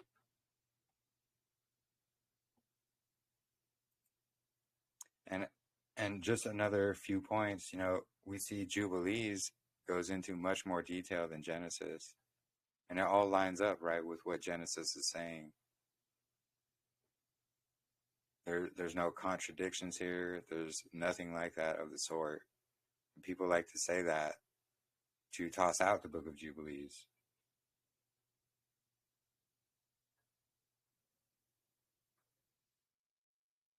That exactly, Sumi. It's the circumcision of the heart is what comes first. And actually, I was going to ask Sister Germaine, did you want to do like your reading right now before I get into the next section? Sorry, no, I'm still up in the goat yard. I'm in the middle of milking. Okay, yeah, no worries. It's 6:37 here. I can hear you there in the background, but I don't have my books with me here. Yeah, no worries, sister. But yeah, I love these Torah portions with the Book of Jubilees included into it. And like I said, before we started doing this, I was trying to see if anybody included Jubilees in their Torah portions, and there's none. I have not found any. And, including it, now I'm wondering why nobody includes it, because it just gives us so much more detail.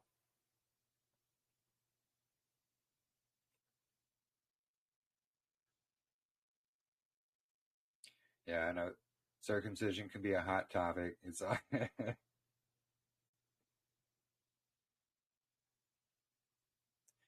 so let's see. So only an hour and 36 minutes. We're tracking along pretty well, actually. I was expecting this to go a bit longer, but no worries. And next week's Torah portion, well, we might have to pause next week's Torah portion because Sister Miranda will have her little season presentation. Is she still here? Yep, she's still there. I see her. Hello, I'm just eating. Yeah, no worries, Yes, sister. just been listening to you guys, actually working on the presentation right now. So as I'm listening to all you. Barak Yahuah, that's awesome, sister. I'm excited. And so what I was going to say, though, is we might have to postpone next week's Torah portion to make room for that. But the next Torah portion that we're getting into is going to be Abraham and Isaac. And it's going to get into when Abraham goes to offer up Isaac. It was the 15th of the first month, the same day as the Feast of Unleavened Bread. That's where it gets ordained as the 7-day festival to Yahuwah. And then that Passover evening gets added at the beginning of it when they come out of Mitzrayim. And then we'll also read about Sukkot and how Abraham adds a great 8th day at the end of Sukkot. So it's really fascinating. Passover, it's the spring head of the year festivals. So Passover was added at the head of the unleavened bread. But then the 8th great day was added at the end of Sukkot. And it's the fall end of the season festivals. Rather fascinating. Yeah, Moses and Zipporah.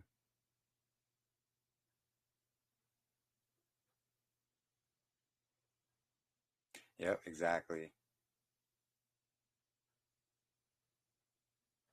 All right, so this next part we're going to get into, and we've covered it quite a few times before, and I'll probably have to actually reshare my screen because I'll have to have the sound. But this next section we're going to be getting into, it's about cymatics, sonoluminescence, and the Fibonacci sequence. And we're going to connect it to the Word of Yahuwah. And we see that the Word of Yahuwah, that's what creates these, we can just call them frequencies for short. And there's a lot of course, New Age that, talks about this, and this is not what this is at all. Remember, Hasatan can only imitate, he cannot create. So he takes what's good, twists it, and uses it for evil. All of this comes from the Word of Yahuwah. And our voices, when we speak, it creates a vibration or frequency. We are made in His image, so His Word, when He spoke everything into existence, His voice, His Word, that's the literal frequency of life, the frequency of creation. He spoke everything into being, and we will get into some verses about this as well. Actually, I was thinking of doing that first.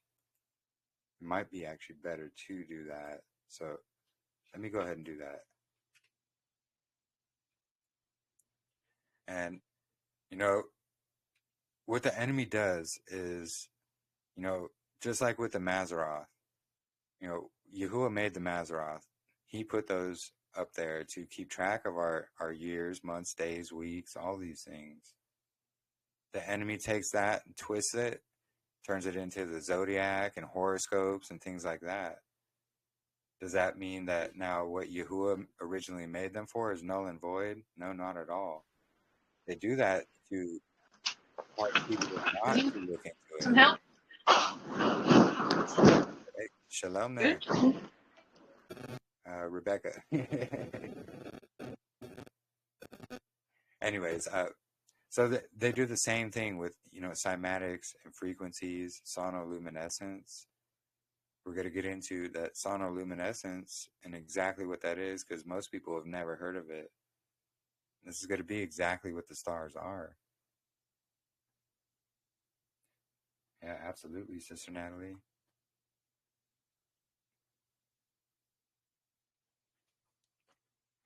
But I wanted to get into, so we're going to get into verses that shows Yahuwah, he spoke everything into existence through his word. And just like, so if you take a piece of paper and you put it close to your voice when you're speaking, it's going to vibrate the paper. That's why some people, when they're too close to their microphones, like on a YouTube video or something, you get like a weird vibration and feedback. It's because of the frequencies we're creating with our own voices. That's why we can either speak life or we can speak death. And if we're following Yahuwah, we're supposed to always be speaking life, imitating Yahuwah. So some of the first scriptures we're going to get into here, it's going to be in Yohanan or John. And probably the most famous verses most people know. It's, in the beginning was the Word, and the Word was with Elohim, and the Word was Elohim. He was in the beginning with Elohim, and all came to be through him. And without him, not even one came to be that came to be. And in him was the life, and the high life was the light of the men. So Yahuwah's word was speaking this life, this high. Yeah, I was, Sumi. That's why I said that to you too. Speak life. We don't speak death. Our words have more of an effect than you would realize.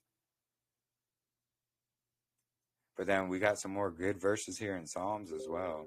Really amazing. And so it's Telahim or Psalms chapter 33, and this is verse 6. So by the word of Yahuwah, the Shamayim were made, and all their host was made by the breath of his mouth. So there again we see it's the word of Yahuwah, us breathing out. Him breathing out, rather. It's the frequency, the cymatics of life. They want us to lose this connection to that because, well, one, it's because of, modern Rockefeller medicine. Just like we've gone over a few times before, all these, Tartarian buildings, their windows are shaped in these cymatic healing frequency designs. And so, our speculation here is that these buildings were once used for healing, all by the frequency of life, which is spoken from Yahuwah's word.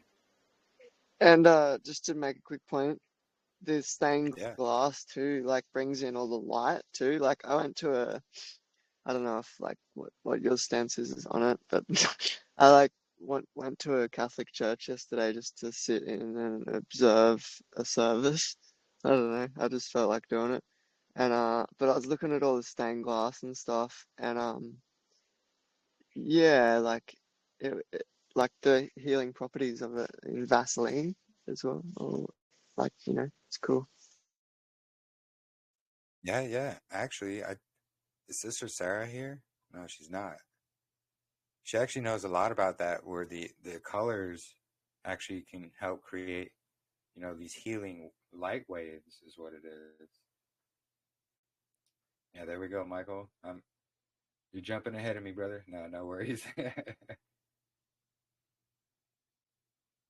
Yeah, exactly, Sister Natalie. I was just going to get into verse 9 there as well. But yeah, all Psalms 33 right here, specifically 4 through 9. But we see, Yahuwah spoke everything into existence, all of these things. And then verse 9, we get into, he spoke it and it came to be.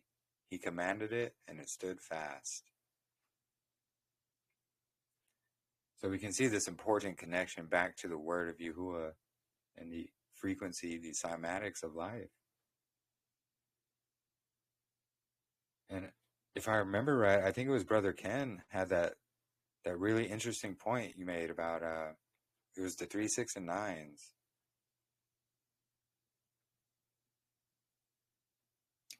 I remember that from our last little discussion we did about this, but that was very interesting what you had there. And yeah, the bells for healing. Exactly.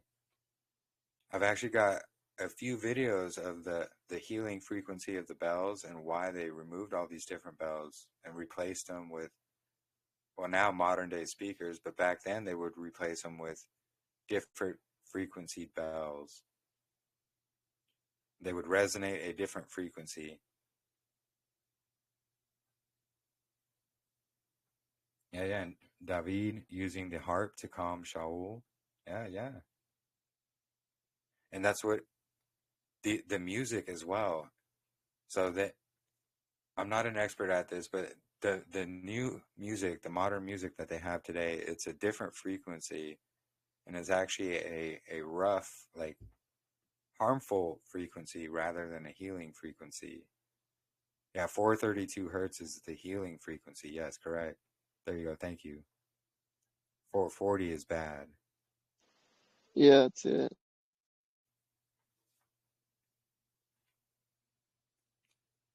And I believe these are all like numerals of 3, 6, and 9 as well. And this goes all the way back to what Nikola Tesla wrote and spoke about. He's got a quote that says, if you want to understand the universe, think of 3, 6, and 9. Yeah, see that? Boom.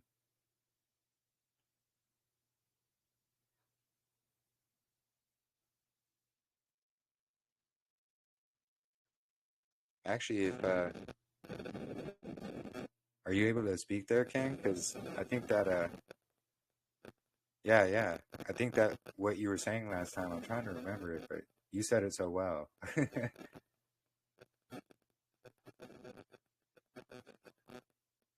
Yeah, I'm here, Jeremy. I haven't got a pen or paper to help out. It's more of a visual thing, I think. It's quite difficult to explain without. Yeah, I just posted the visual. Maybe. Okay, yeah. Sorry. No worries, brother.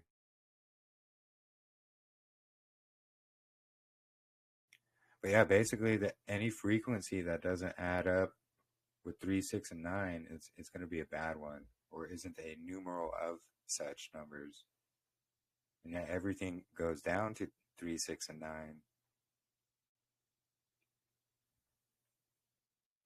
That's actually, maybe I should get that video up there. Hold on, let me go to it real quick. Oh, it's a little short. Here, maybe I'll add this to the list on the videos, actually. How do I do that? I'm sure. Oh, here we go.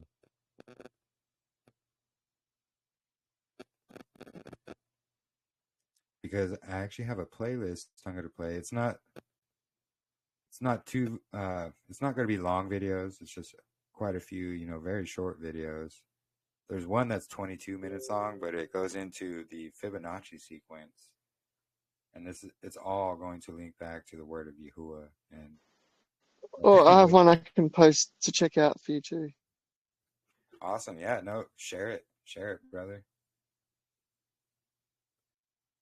But there's so much about this that, you know, it's very misunderstood, unfortunately. And it's because, you know, the New Age movement took it over. And now it's like focused on that when that's not at all the original intent. Yeah, the New Age counterfeit is what it is, exactly. Because Satan can only imitate, he cannot create.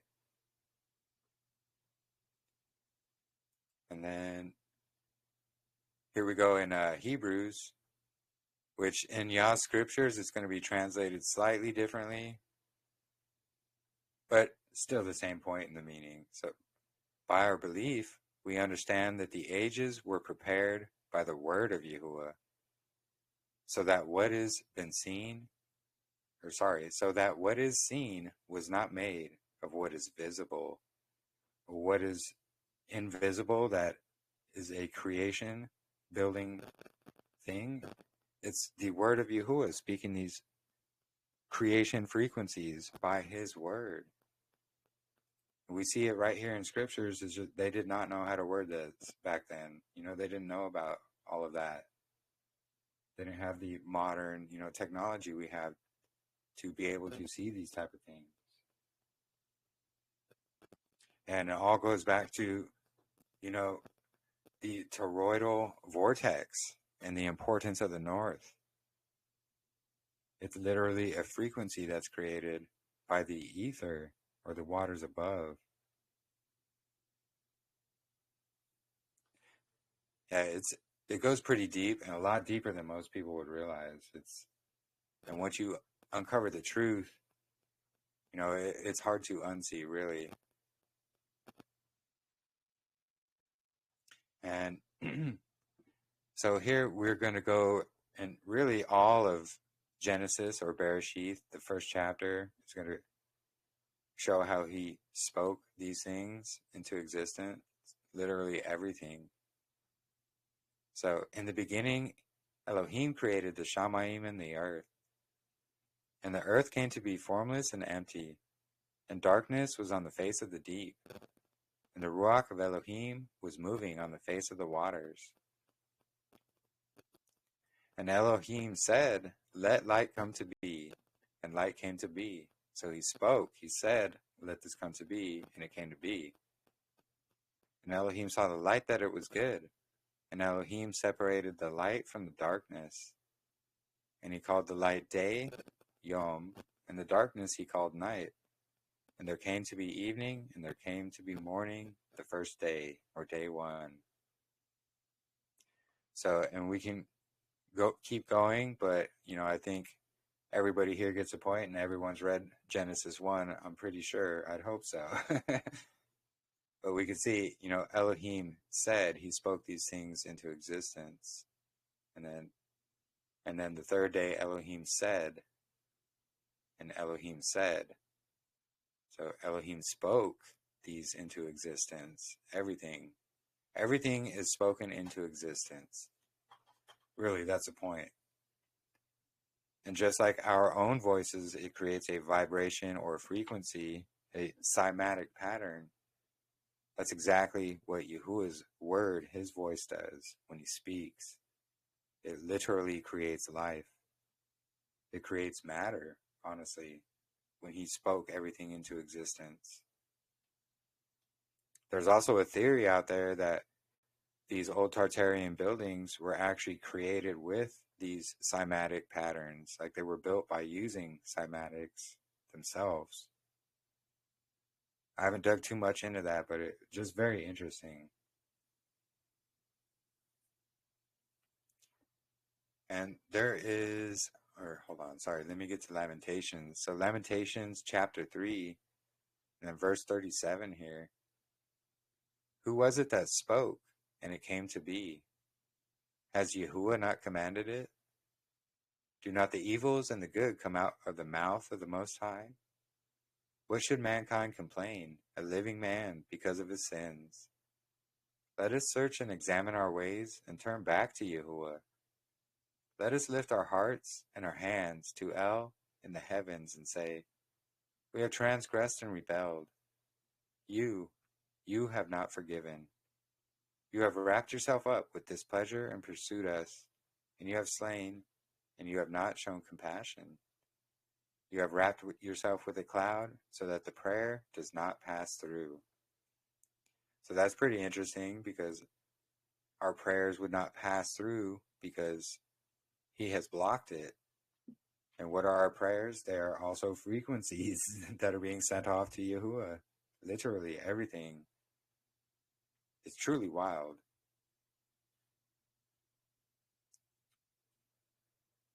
And to go further into everything about this, so let me just make sure I got these videos set up right. So here, I will share this playlist as well in the chat. Because I just added that video Lachlan had shared in chat. So let me just refresh this really quick. So that video will also be up there. But this is going to get into the Fibonacci sequence, which it's literally in everything. It's the fingerprint of Yahuwah himself. And let me share the playlist in chat for everybody here.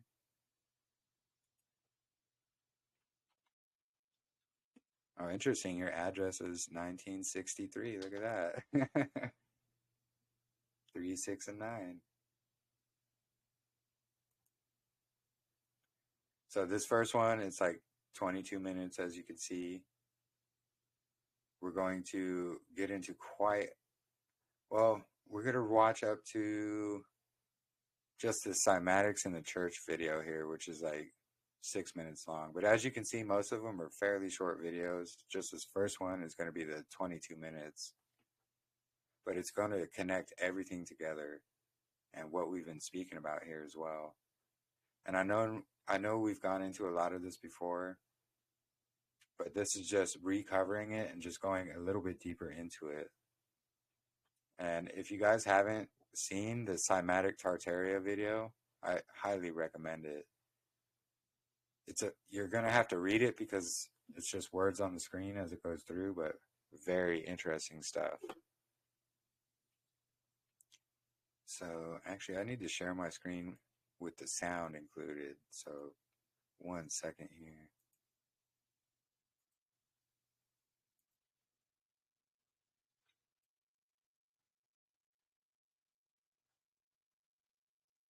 Come on. What's going on? Oops. Why is that not, hold on. Technical difficulties. It's not letting me click the share audio. Really?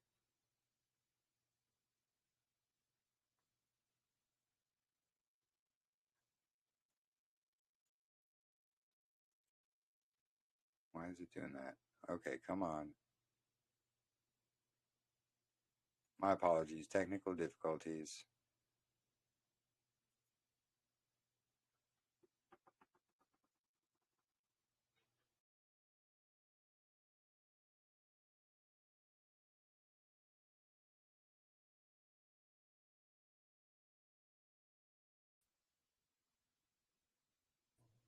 Okay, I got it to work. Apologies. So we're going to start just with these few videos here, and it's actually going to show and explain visually and a lot of great detail. These really good videos, actually. And I will go ahead and mute my mic, and we'll play it here.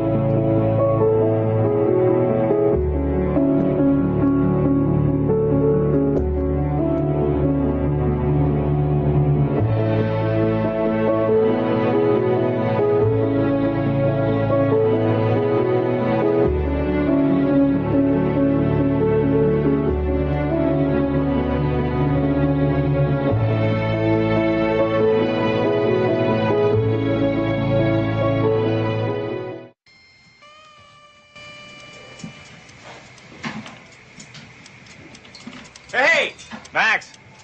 Lenny Meyer. Sorry, put it out. So, what do you do? I work with computers, math. Math? What kind of math?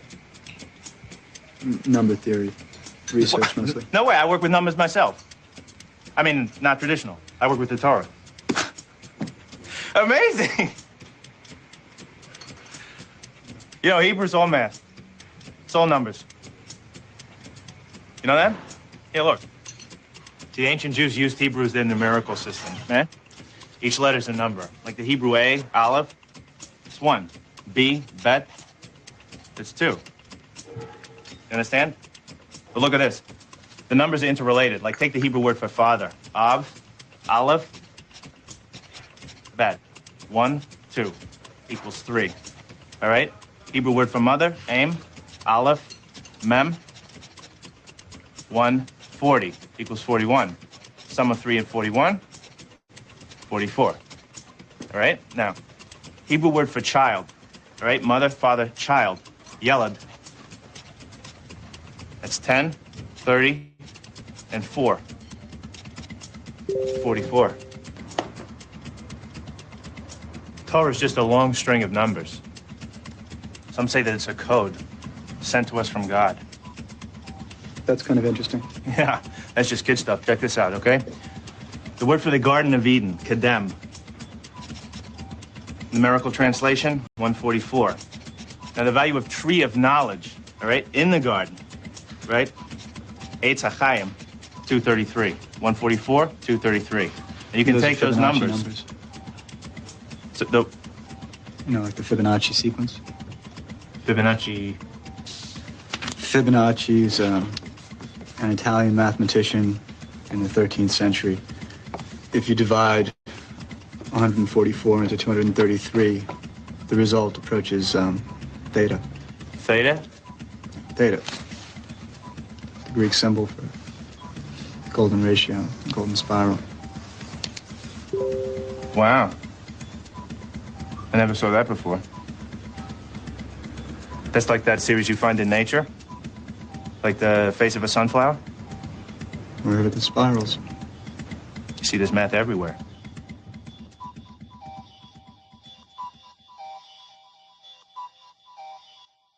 Say you're me and you're in math class and your teacher's talking about, well, who knows what your teacher's talking about. Probably a good time to start doodling, and you're feeling spirally today, so yeah. Oh, and because of overcrowding in your school, your math class is taking place in greenhouse number 3, plants. Anyway, you've decided there's 3 basic types of spirals. There's the kind where as you spiral out you keep the same distance, or you could start big but make it tighter and tighter as you go around, in which case the spiral ends. Or you could start tight but make the spiral bigger as you go out. The first kind is good if you really want to fill up a page with lines, or if you want to draw curled up snakes. You can start with a wonky shape to spiral around, but you've noticed that as you spiral out it gets rounder and rounder. Probably something to do with how the ratio between 2 different numbers approaches one as you repeatedly add the same number to both, but you can bring the wonk back by exaggerating the bumps and it gets all optical illusion-y. Anyway, you're not sure what the second kind of spiral is good for, but I guess it's a good way to draw snuggled up slug cats, which are a species you've invented just to keep this kind of spiral from feeling useless. This third spiral, however, is good for all sorts of things. You could draw a snail or a nautilus shell, an elephant with a curled up trunk, the horns of a sheep, a fern frond, a cochlea, and an inner ear diagram, an ear itself. Those other spirals can't help but be jealous of this clearly superior kind of spiral. Better draw more slug cats. Here's one way to draw a really perfect spiral. Start with one square and draw another next to it that is the same height. Make the next square fit next to both together, that is, each side is length 2. The next square has length 3. The entire outside shape will always be a rectangle. Keep spiraling around, adding bigger and bigger squares. This one has side length 1, 2, 3, 4, 5, 6, 7, 8, 9, 10, 11, 12, 13, and now 21. Once you do that, you can add a curve going through each square, arcing from one corner to the opposite corner. Resist the urge to zip quickly across the diagonal if you want a nice smooth spiral. Have you ever looked at the spirally pattern on a pine cone and thought, hey, sure are spirals on this pine cone? I don't know why there's pine cones in your greenhouse. Maybe the greenhouse is in a forest. Anyway, there's spirals, and there's not just one either. There's 1, 2, 3, 4, 5, 6, 7, 8 going this way, or you could look at the spirals going the other way, and there's 1, 2, 3, 4, 5, 6, 7, 8, 9, 10, 11, 12, 13. Look familiar? 8 and 13 are both numbers in the Fibonacci series. That's the one where you start by adding 1 and 1 to get 2, then 1 and 2 to get 3, 2 and 3 to get 5, 3 plus 5 is 8, 5 plus 8 is 13, and so on. Some people think that instead of starting with 1 plus 1, you should start with 0 and 1. 0 plus 1 is 1, 1 plus 1 is 2, 1 plus 2 is 3, and it continues on the same way as starting with 1 and 1. Or I guess you could start with 1 plus 0, and that would work too. Or why not go back one more to -1, and so on. Anyway, if you're into the Fibonacci series, you probably have a bunch memorized. I mean, you've got to know 1, 1, 2, 3, 5. Finish off the single digits with 8, and ooh, 13, how spooky. And once you're memorizing double digits, you might as well know 21, 34, 55, 89, so that whenever someone turns a Fibonacci number, you can say, happy Fib birthday. And then, isn't it interesting that 144, 233, 377, but 610 breaks that pattern, so you'd better know that one too. And oh my goodness, 987 is a neat number, and well, you see how these things get out of hand. Anyway, 'tis the season for decorative scented pine cones, and if you're putting glitter glue spirals on your pine cones during math class, you might notice that the number of spirals are 5 and 8, or 3 and 5, or 3 and 5 again, 5 and 8. This one was 8 and 13, and one Fibonacci pine cone is one thing, but all of them? What is up with that? This pine cone has this wumpy, weird part. Maybe that messes it up. Let's count the top. 5 and 8. Now let's check out the bottom. 8 and 13. If you wanted to draw a mathematically realistic pine cone, you might start by drawing 5 spirals one way and 8 going the other. I'm going to mark out starting and ending points for my spirals first as a guide, and then draw the arms, 8 one way and 5 the other. There's a conspiracy to hide this information that DNA is a Fibonacci, is an exemplification of a ratio sequence called the golden ratio, the ratio that proves the existence of intelligent design, or the reality of intelligent design of the cosmos. I mean, if you go to the golden ratio site for Wikipedia too on the same theme, they don't mention any of this stuff in nature that we're going to talk about here, that we talked about on the show 2 days ago, and that we're talking about here. They talk about how it's found in architecture and math and all this kind of stuff. They don't discuss it how it's found in the measurements of the human arm. Why not? It's just, I mean, well, I think I'm making, that's the point here. I think that just made sense to me, thinking this through as I say it to you. It has to be a conspiracy. How could all of this be overlooked, and how could Wikipedia leave it out?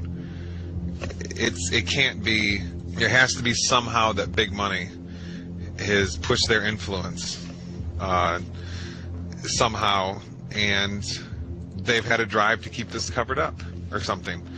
These can't all be coincidences, and since they're doing that with everything else, it has to be the case that there's some movement to keep this stifled. I mean, why isn't? Here's another piece to add to this. Why isn't this in our education system? We learn all this junk geometry, pea-brain stuff when you take geometry in high school, and they don't teach you about any of this, the golden ratio everywhere in nature. I went through elementary school, high school, college, undergrad degree in college, master's degree, and halfway through PhD, and never was any of this mentioned. And we know who controls the universities, the big money behind it, all the way up to the Illuminati Nephilim controllers. So this can't be. This is planned, okay? And you just wonder. It's got to. I mean, I'm almost concluding here in my mind this Davidson College site showing up #1 in Google all the time and first page, and Wikipedia having these strange measurements which don't correlate with all kinds of these examples from academic sites I'm finding. I'm putting them all, pictures of the screenshots in the newsletter. It's got to be a conspiracy. I mean, we could keep going compiling the evidence; it would just all lead to it. So, and if we could keep compiling evidence of it being a conspiracy, I mean, everything points towards it. I'm just throwing ideas off the top of my head. These strange sites show up at the top. Wikipedia is wrong. It's covered up completely in the best-selling books about the golden ratio, which come from wealthy university professors. It's the universities and the government-controlled education system absolutely covers it up. You see how, everything's falling in the same direction. So when everything, all these conclusions point to the same direction, that it's covered up and hidden.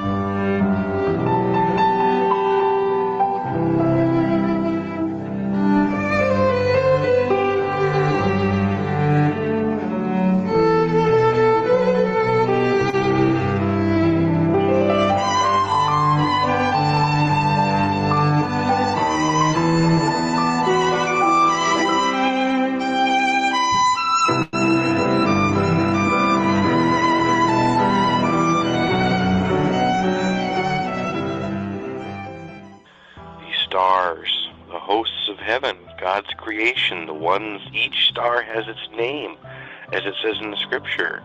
God says, I have named them all. These are the eyes. These are the eyes on the wheels. Our stars.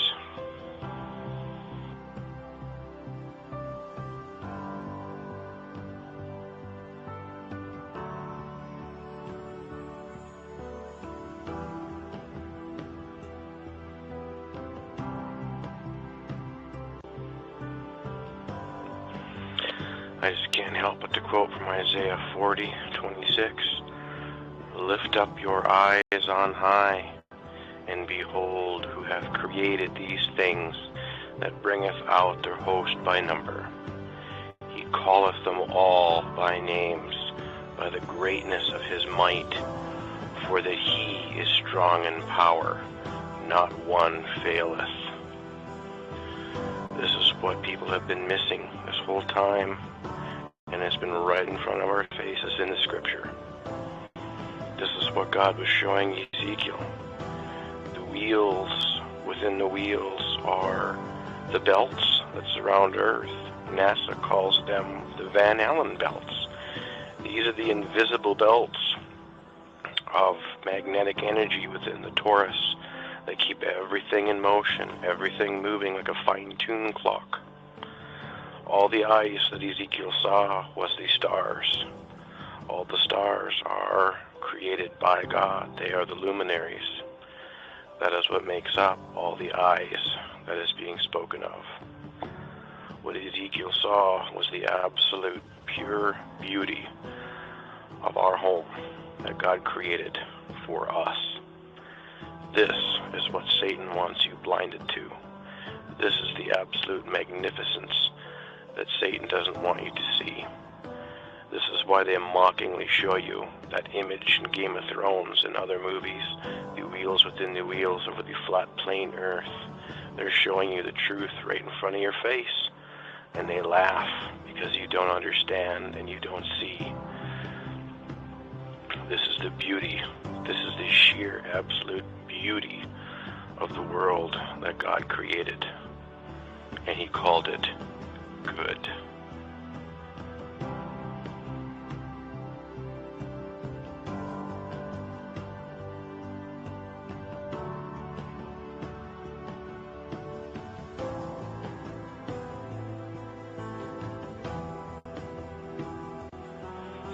Now that you have eyes to see and ears to hear, now let me tell you this. These wheels that we see, these bands that move like a clock, this is how the sun and the moon do what they do. This explains their movements. It's all about magnetic energy. It's all about the magnetic fields. This is how they're frictionless and how they move in perfect unison. And just as it states in the book of Enoch, through the movement of these wheels, we see how the sun and moon will go through their vaults and rise and return in different areas. This is what the globe has blinded people to. The absolute truth of what God said all along. It has been here the whole time in the scriptures.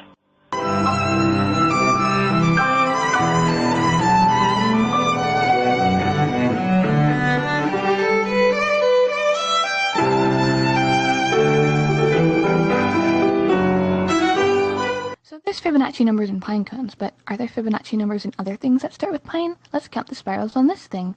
1, 2, 3, 4, 5, 6, 7, 8. And 1, 2, 3, 4, 5, 6, 7, 8, 9, 10, 11, 12, 13. The leaves are hard to keep track of, but they're in spirals too, of Fibonacci numbers. What if we looked at these really tight spirals going almost straight up? 1, 2, 3, 4, 5, 6, 7, 8, 9, 10, 11, 12, 13, 14, 15, 16, 17, 18, 19, 20, 21. A Fibonacci number. Can we find a third spiral on this pine cone? Sure, go down like this, and 1, 2, 3, 4, 5, 6, 7, 8, 9, 10, 11, 12, 13, 14, 15, 16, 17, 18, 19, 20, 21.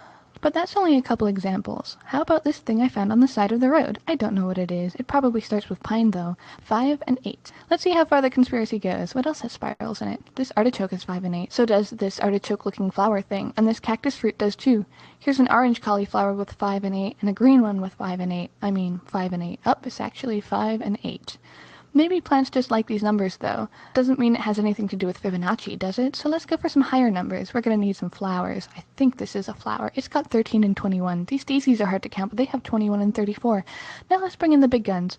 1, 2, 3, 4, 5, 6, 7, 8, 9, 10, 11, 12, 13, 14, 15, 16, 17, 18, 19, 20, 21, 22, 23, 24, 25, 26, 27, 28, 29, 30, 31, 32, 33, 34, and 1, 2, 3, 4, 5, 6, 7, 8, 9, 10, 11, 17, 20, 24, 42, 53, 54, 55. I promise this is a random flower and I didn't pick it out specially to trick you into thinking there's Fibonacci numbers and things, but you should really count for yourself next time you see something spirally. Instead, we choose to listen to NASA. Instead, we choose to listen to the idiot box.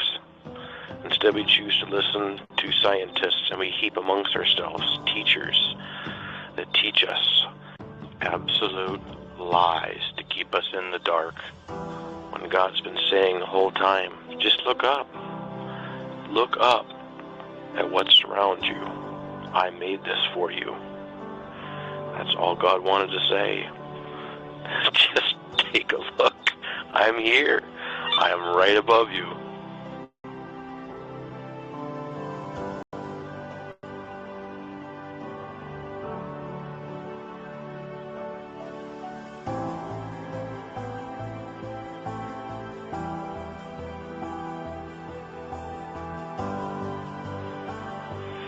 You can take comfort knowing that when you step outside and gaze up into that starry wonder of God's creation, just know that our Father in heaven is sitting up there right now, staring down at all of us, watching our every move.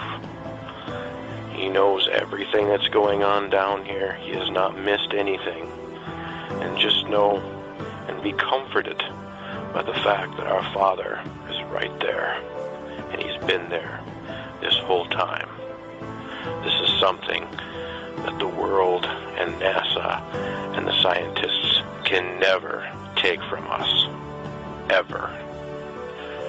Even the lying powers and signs of Satan that are coming, the lies of the fallen angels and the lies of the world that are going to be ever increasing, will still not rob this from my heart, and they will never rob from me my faith in Jesus Christ, the King of Kings and the Lord of Lords. My soul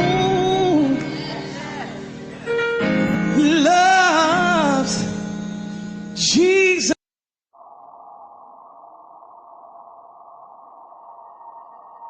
It's a process called sonoluminescence. The first time I saw sonoluminescence was in a darkened room. I was transfixed to look at this spherical flask of fluid. And you look into the center, and in the center see a glowing blue-purple light, which could be seen with the unaided eye.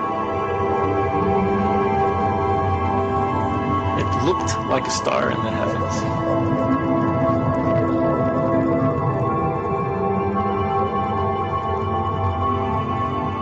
Seth Putterman called it the star in a jar, a tiny spot of bright light contained in a flask of liquid.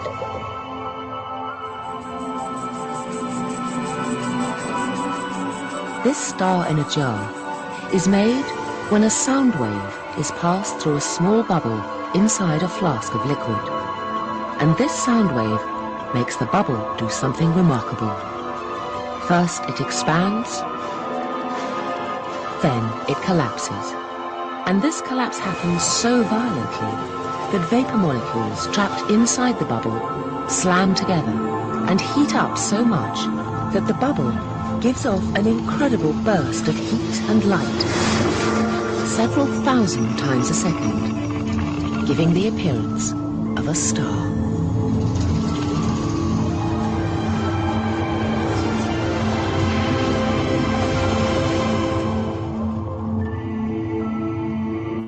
What made the phenomenon so exciting was the temperature of this star in a jar. On its surface alone, the light burns at tens of thousands of degrees. And Seth Putterman now contemplated a tantalizing possibility. Could the core of the collapsing bubble be even hotter? Hot enough for fusion?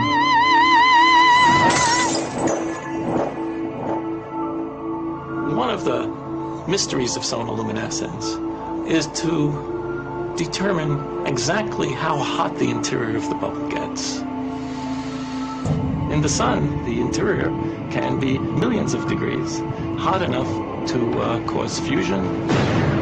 And the thought crossed my mind that perhaps inside the collapsing bubble, the interior of the bubble might also get hot enough to cause fusion.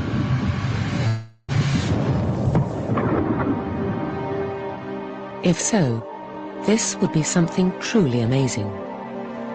By simply bombarding tiny bubbles with sound waves, temperatures of over 10 million degrees would be created. And nuclear fusion, the same reaction that powers the sun, would be happening almost effortlessly here on Earth.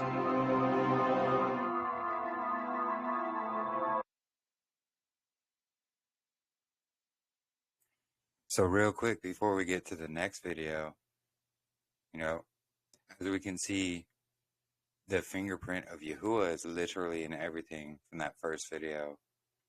And it all connects to the nature of Yahuwah is what it is.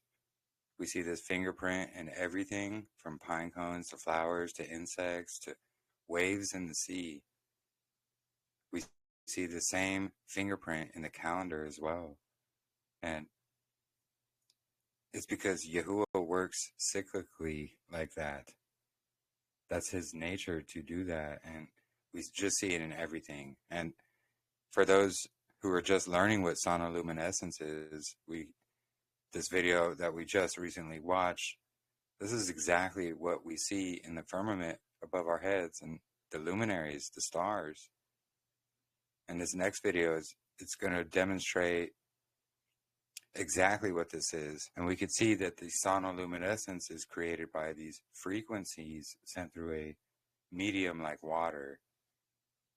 So we see the waters above, the living waters above. And Enoch, and all throughout scriptures, we read that the angels sing praises to Yahuwah day and night. So their singing to him is creating what we see as luminaries, especially the ones who are the luminaries. The battle of Jericho as well. Thank you for bringing that up. Because all they did was walk around and blow shofars. It was the frequencies of those shofars being blown that brought down the walls. And it all goes back to the word of Yahuwah. And it's no wonder the New Age counterfeit tries to take this and hide it. It literally links back to the word of Yahuwah, to the words of the angels singing in the heavens, the Shamayim, to Yahuwah. This is what we are seeing with our own eyes. And yeah, they send the shofar blowers first in the battles. Correct, Andrea. Yes. So we see how important these are. And, we're going to get into the patterns of cymatics here as well in a bit, that a couple of these videos are going to demonstrate for us.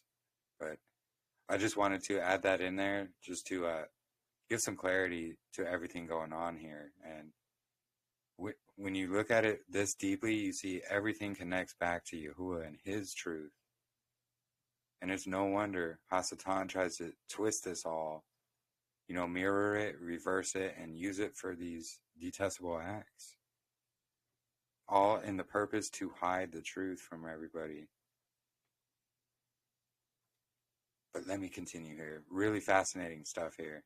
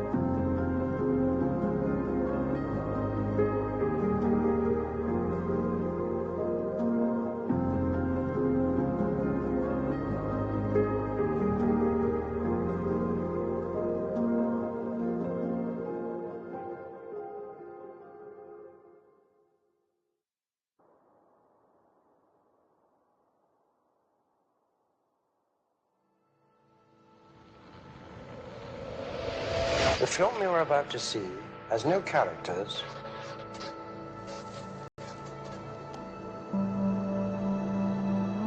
If you spare a little of your imagination, it is a film to describe to you the effect of cymatic frequencies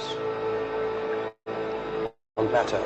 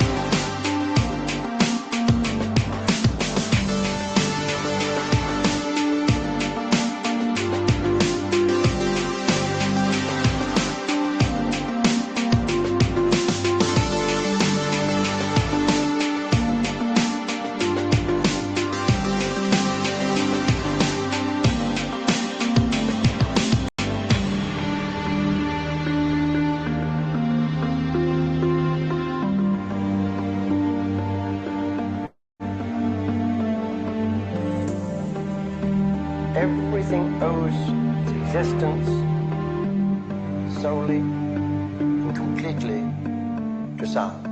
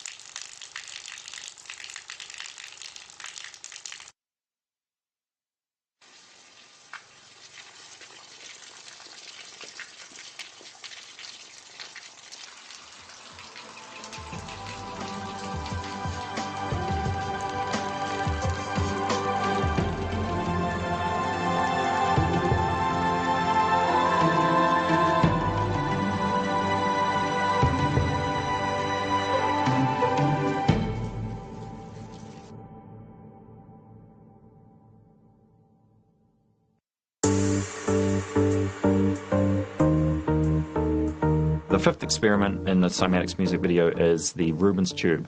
So the Rubens tube is my personal favorite experiment. Okay, just tell us how it works. Okay, so we've got our propane.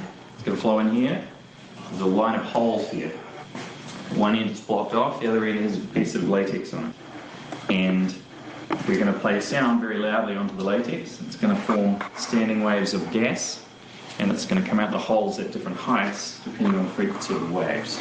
That's the plan. Here we go. Oh, that's good, that's good. That's a nice, safe play. It looks like a graphic equalizer, just made out of fire, which is really visually exciting. It looks like a Gothic organ or something like that.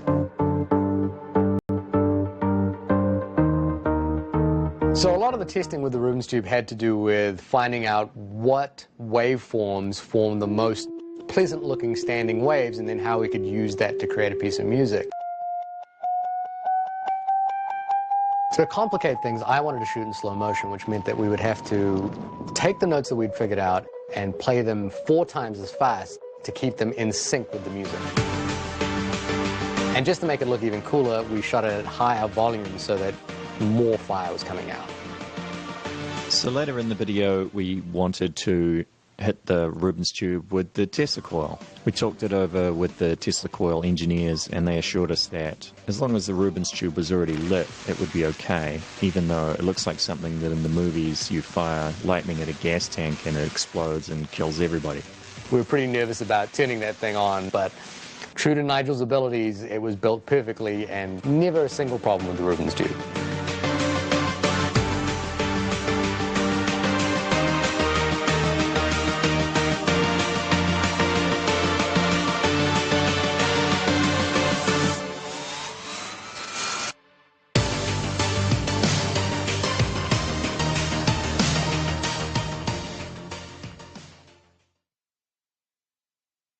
So now we're searching for the magic frequency. And we start with 100 hertz, and we look through the microscope to see if anything's happening. We watch for 5 minutes. Nothing happens.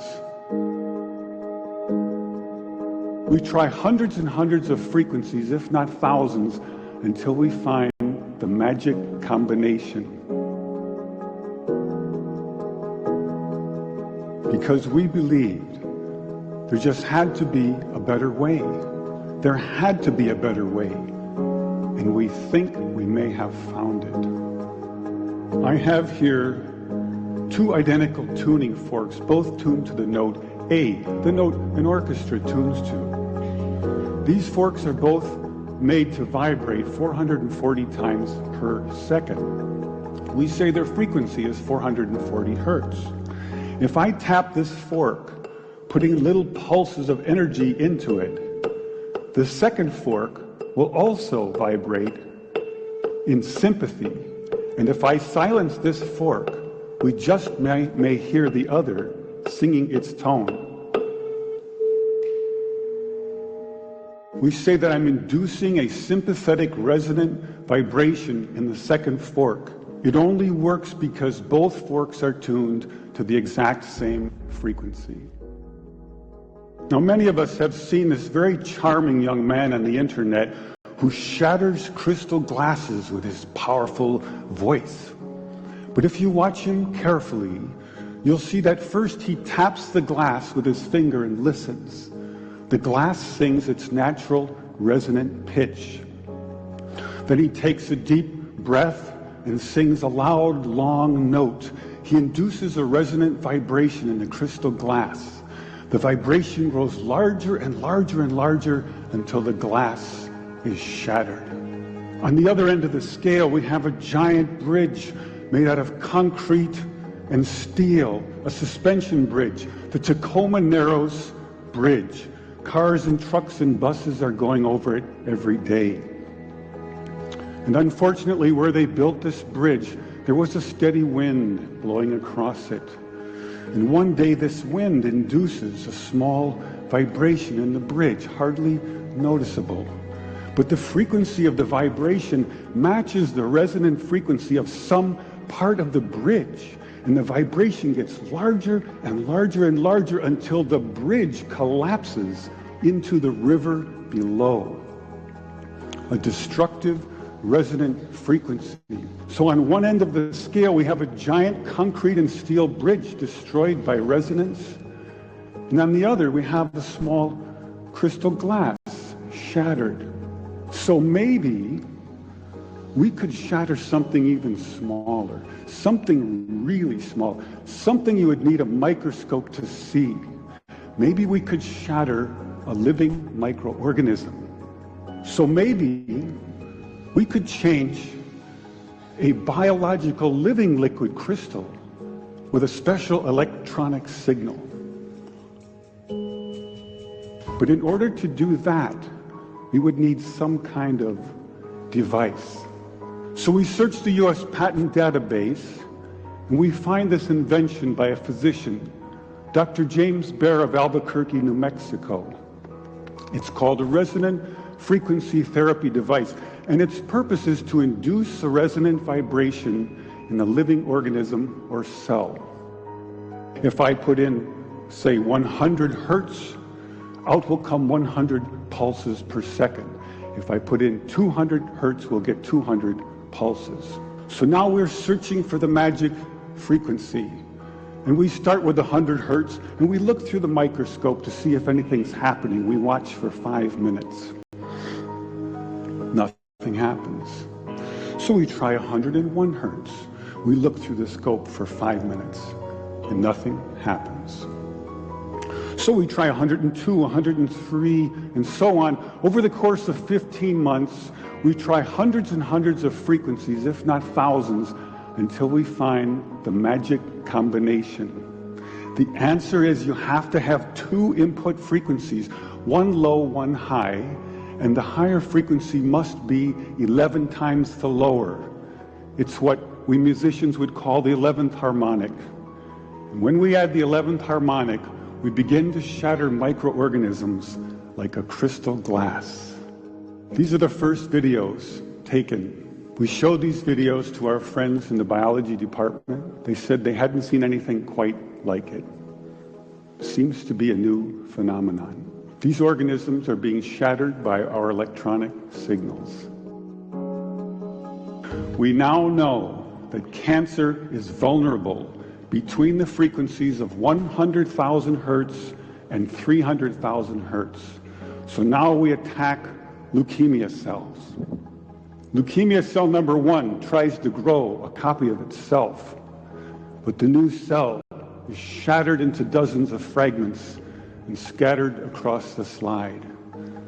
Leukemia cell number 2 then hyperinflates and also dies. Leukemia cell number 3 then tries to make another cancer cell. The new cell is shattered and the original cell dies.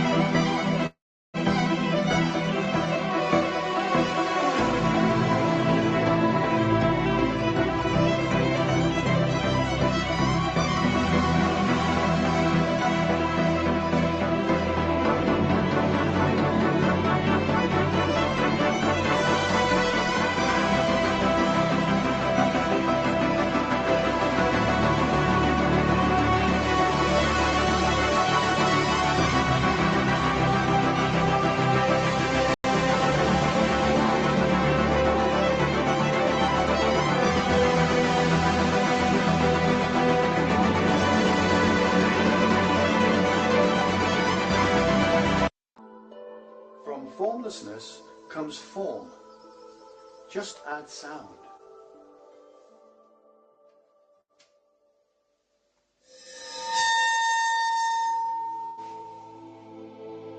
This is Roslin Chapel in Scotland, a 15th century architectural masterpiece, marvelled at for its intricate carvings and elaborate symbolism.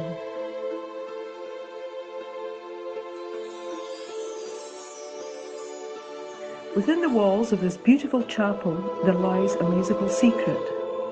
Sounds contained in patterns concealed in plain sight for over 550 years.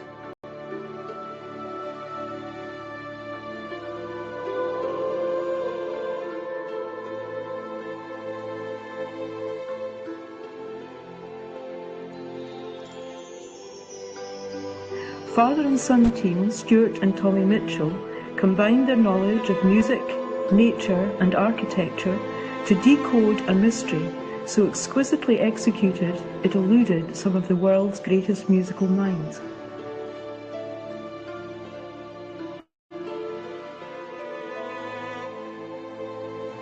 Like a harmonic message frozen in time, its 15th century designers produced a hauntingly beautiful piece of music and embedded it into Rosalind's carvings, sending humanity a message across the centuries.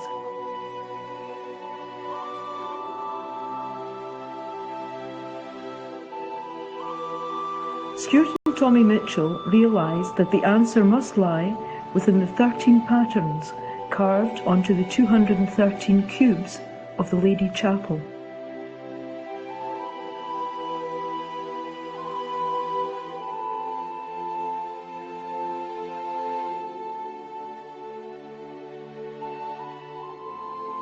After a decade of research, they both finally discovered that all of the Rosalind patterns were found in one particular science, cymatics.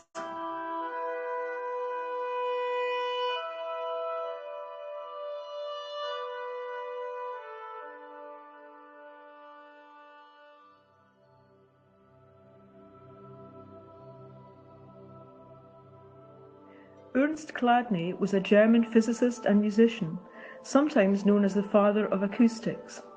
Inspired by the work of Englishman Robert Hooke, who had made vibrations visible in a glass jar in 1680. Over a century later, around 1800, Chladni created a sand-strewn brass plate, which he played with a violin bow, making the plate sing and causing the sand to form beautiful patterns. From formlessness comes form. Just add sound.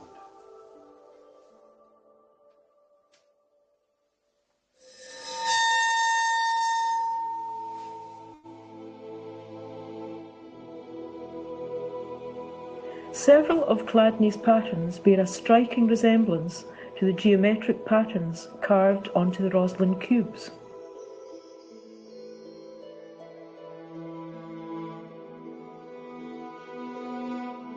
Cymatics is a visualization of sound and vibration in particulate matter and liquids, and is found in the art and design of cultures from around the world and across the centuries. And most significantly, it is found in China, dating back through 5,000 years of musical history.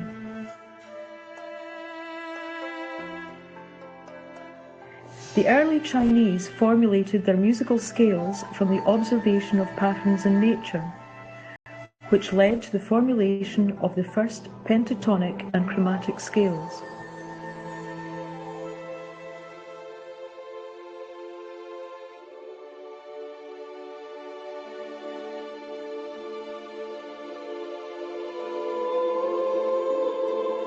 It is known that the co-designer of Rosalind Chapel's carvings, Sir Gilbert Hay, had travelled to far-off Cathay, known today as China, and he spent 14 years amassing great knowledge that he returned with to Scotland to embed in stone at Rosalind Chapel.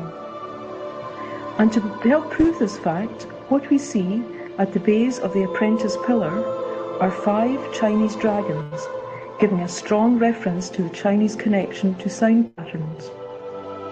Gilbert was also a musician and one of the most learned scholars of his time. It seems only fitting that towards the end of his life he would be able to send this knowledge to us, across the centuries, a veritable time capsule in stone. Rosalind Chapel contains the collected knowledge, beliefs and understandings of 2 men who felt it an important enough part of their life's work to record it in stone. that it may outlast the controlling powers in their time, allowing us to revel in its wonder and beauty today.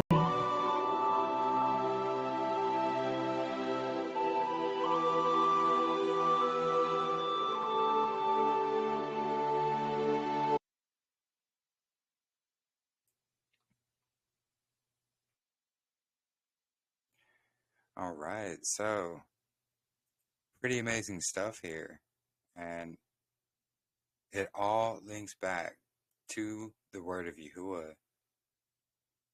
That's exactly what it is. It's the frequency of life, frequency of creation. That's what the Word of Yahuah is. And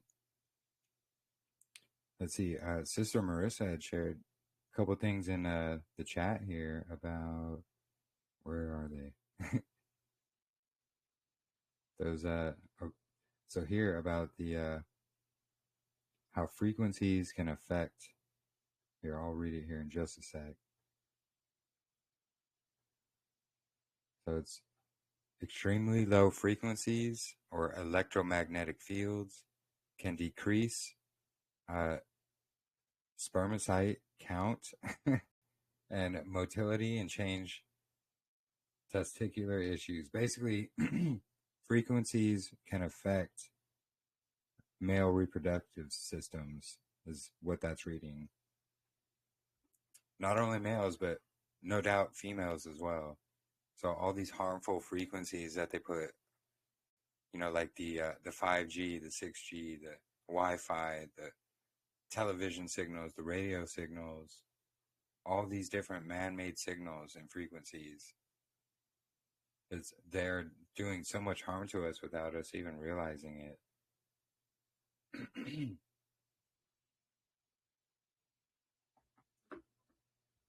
And, you know, they use it for control and to, you know, manipulate most of the population. Because I think it was like, who asked earlier that said, you know, our bodies, they're made of like 90 whatever % water. So cymatics has that kind of effect on water. What kind of effect do you think it would have on our own bodies? And that's a very good point, because that's exactly what they use, these frequencies, to attack us. Things like that. We know our brother Angel and others here are suffering through these frequency attacks as well. And Hasatan is the principality of the airwaves, of the air. That's these airwaves, these frequencies that travel. That's how he attacks us. Oh yeah, that's right. It does. Yeah, it affects. Here, I'll just read your sum up of it. It increases risk of cancer and neurobehavioral activity. So right there, it's affecting our brains and the way we think and act and do stuff. So there's all these man-made frequencies they shove all around us, and we have no choice. And then there's the frequencies that will heal us, that are from the Word of Yahuah himself. And there's quite a few more verses I wanted to cover as well. The ones we already covered were really the most important part of it, but this is just, I did, you know, scripture verses on speaking the word into existence. And of course there's more out there than this, but here, let me share a link to this in the chat.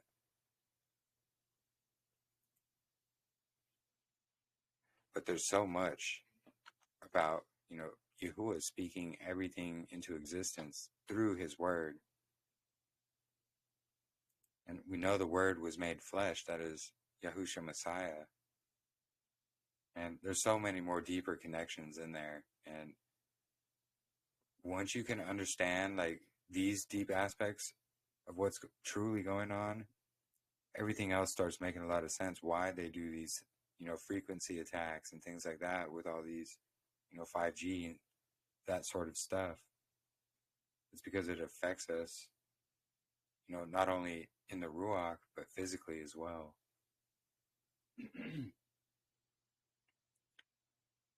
Yeah, so we've read pretty much most of these. But we see the difference in translation in the Hebrews 11:3 here. By faith we understand that the universe was created by the word of Yahuwah. It was worded a bit differently in the Yah scriptures. That Isaiah 40:26, all speaking about creation. How was everything created? Through the word, because he spoke everything into existence. Yahuwah said right here, let there be light. He spoke it into existence. And because we are made in his image, our words also have power. Not the power of his, of course not. But it goes back to, I'm going to use you as an example, Sumi. So, she was claiming like, oh, I got this thing, or what was it? Basically claiming she's got a tumor or something. And, I told her, I was like, hey, don't speak death. We got to speak life. We have to speak life into it. It's not a tumor. Absolutely not. Just an example of how our words can affect.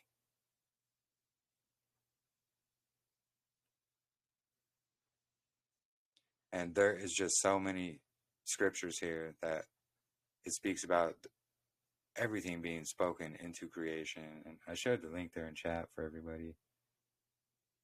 So when you were saying about how words like have frequency too, they do. That actually reminds me of muscle testing.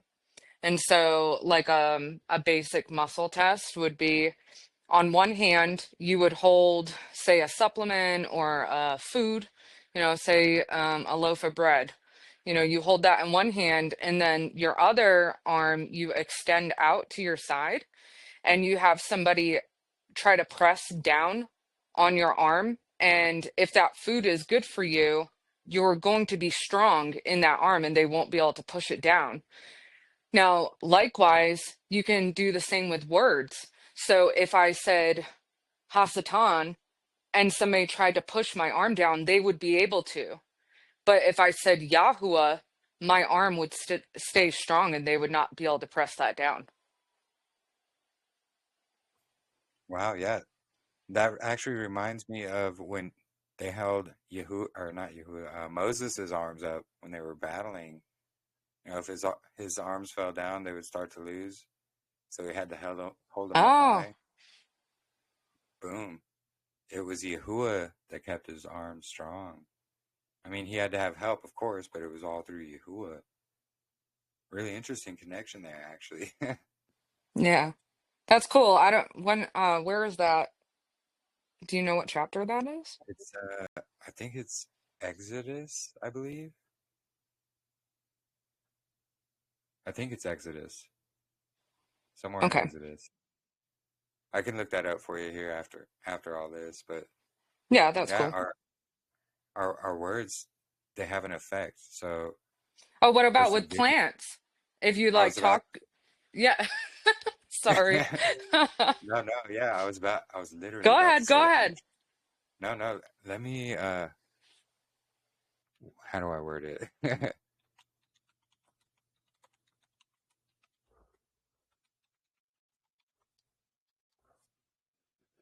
So yeah, just like with plants, if you speak negatively to them, yeah, here we go. Here's one, 1:35. I mean, the leaves are like yellow. I don't think that's good. Oh, hold on. I have to share the sound. I keep forgetting that. Give me 1 second.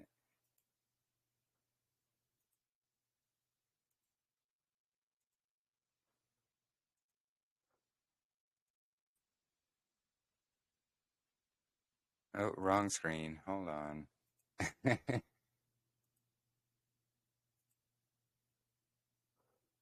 right. Okay, there it is.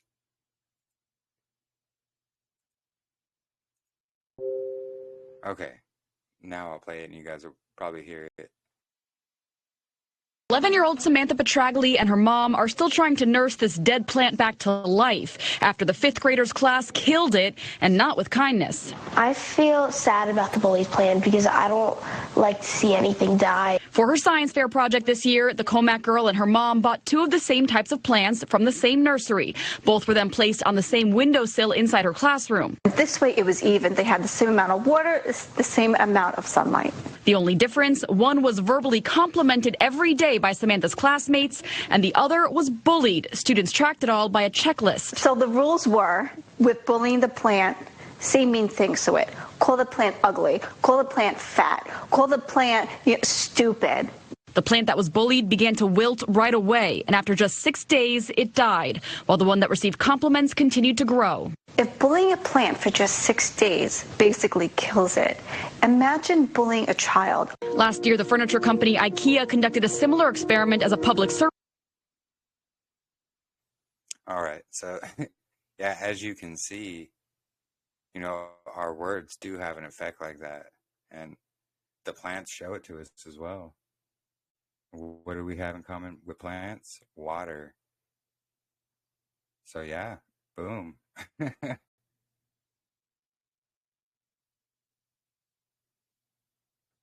that's great. And this literally, it all connects back to Yahuwah himself, his word. This is why the enemy works so hard to, fight against this. Label all these things like New Age and things like that, so people will refuse to look into it or be deterred by it just because it's, associated with that. And in reality, it originally comes from Yahuwah, everything. Yeah, our words have frequency and they affect our bodies because we are made of mostly water. Exactly. A tree planted by the river, yes. This is why we are also, people are described as trees many times in Scripture. He created everything. He spoke everything into existence.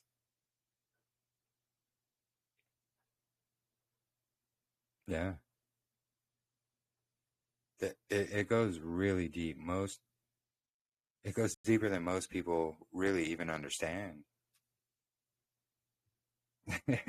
Yeah, see, water. And it goes right along with the living water as well. That flowing water. Water that can be moved by these cymatics and things as well. That is also connected to the Ruach HaKodesh, the living water. This is why people had to be immersed in the living waters. The waters back then, they were always flowing. They were immersed in rivers and these mikvah pools that were flowing, especially there in Qumran. And it just goes to show, because a lot of these modern churches, they have these kiddie pools or whatever set up inside, which is standing water. It's still, it's dead. It has no life to it. And that's what they try to, baptize people in. Yeah, the earth was an expanse of the waters, yeah. That's why the firmament is also referred to as the expanse. Not because it's space, but expand as, you expand your bed sheet to put it over your bed.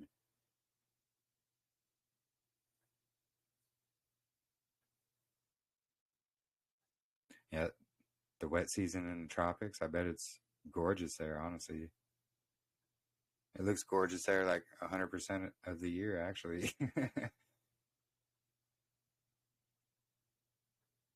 Yeah, it's level within a container. Truly.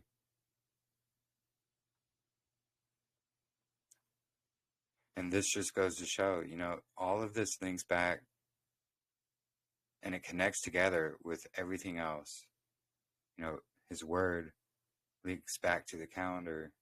It links back to all the other deeper aspects, what season we're in. All these things, they all link back straight to Yahuwah right there. He's in everything. Yeah, water has, yeah, exactly, Andrea. Water has a memory, and they do show an image. So the water defreeze it, and you can see in the image the frozen water. Yeah, just like snowflakes as well. Each snowflake is different. Yeah, water's above, water's below. And because water has memory, we have 4 generations of water memory within us. Ooh, interesting. Very interesting. I didn't think about that. Thank you, Sister Miranda. You're welcome. And we are in the midst of water. Boom. Funny, I That just is- thought of what are the different forms of water too, like, and how many different forms are there? That's true as well. It can be a solid, a liquid, a vapor.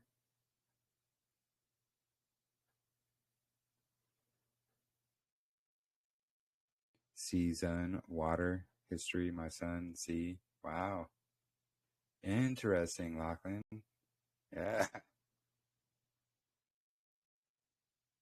This actually, it goes right along with, maritime law as well, which is also what Hasatan uses and twists to deceive us. Yeah, I know quite a few people know about the maritime law. Yeah, toxins are removed with water. That's a good question, Andrea. I think it would. Because if the water is dead, it's just stagnant basically. It can probably be brought back to life by using, frequencies, cymatics. Ooh, 3 forms of water, 3 Which is why different. they do a good job, and many of the health issues we have is because we are very, very severely dehydrated. We don't eat the right kind of salt, and salt helps bring the water into your cells to keep you hydrated. When you're hydrated, you're able to sleep better. You're not as tired. You're more energetic. And like you said, Jeremy, it's all connected. There's a reason why they attack the water. Yeah, exactly. That is that's truly the point there. There's a reason they attack the water. They attack us with the air, the sounds, all of these things. And even salt has a frequency. See, exactly, Andrea.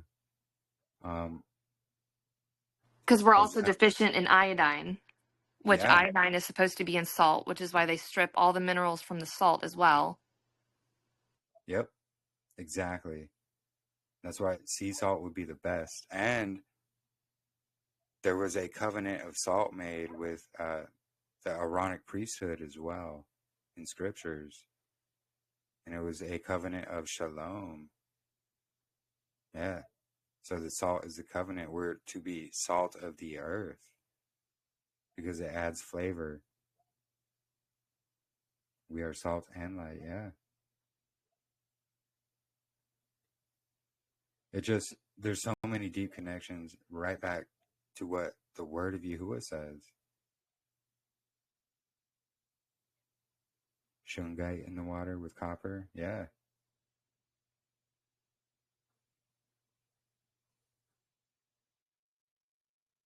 Yep. 100%. It makes it a great thing to have salt and iodine in a survival situation.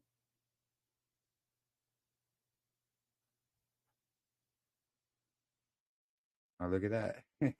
You literally just took some iodine. All I knew was timing.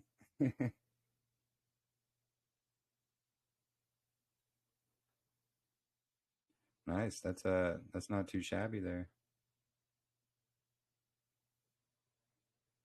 But yeah, we can see a lot connects to water, living water, and it connects back to cymatics. The sonoluminescence requires water for that to happen. That's exactly what we see in the waters above. That's what these luminaries are. They try to claim they're other suns, gazillions and bazillions of light years away. No, not at all. They're right there. Yahuah is right there. That's saltwater batteries. No, thank you, Lachlan.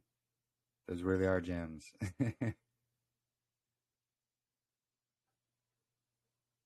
Yeah, they take all these like iodine, salt, things like that. They take it out of it so that our bodies are deficient of them.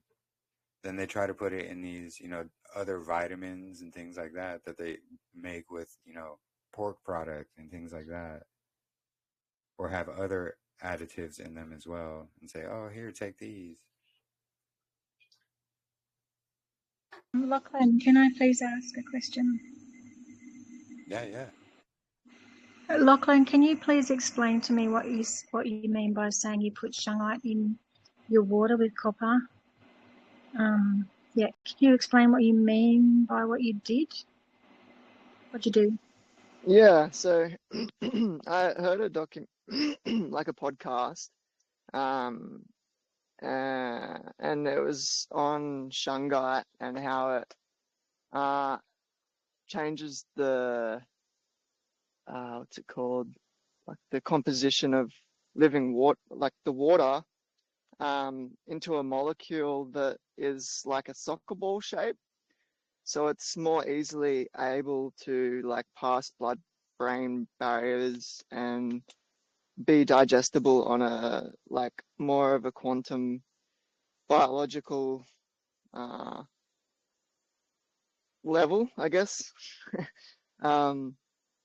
So it's more like atomized or like finer, or however you want to dissect it, I guess.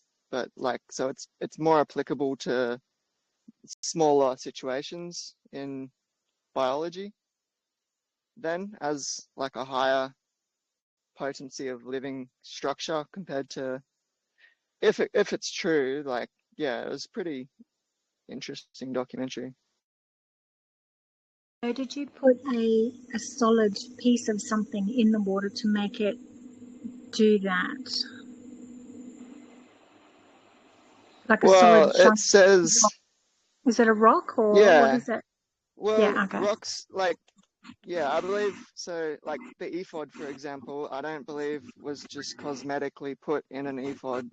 I believe that they hold memory, like power, and purpose, energy, and it's what we're looking into now with sound and healing and vibration. It's been rebranded and stolen and won by the victors and then demonized by the victors to amongst the believers, if you even look into it, like as new age crystal worship and stuff. But I believe stones carry memory and energy and have, yeah, I believe like there's purpose to all life, and finding out the knowledge into everything, you find purpose. Yeah, so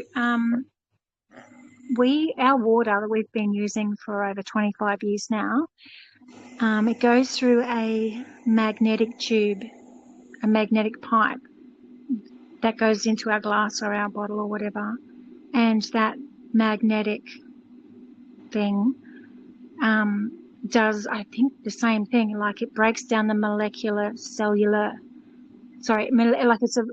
it breaks the water particles into smaller particles so that it can absorb into your cellular level. It just gets into Yeah, your body. exactly. Yeah. Yeah, right.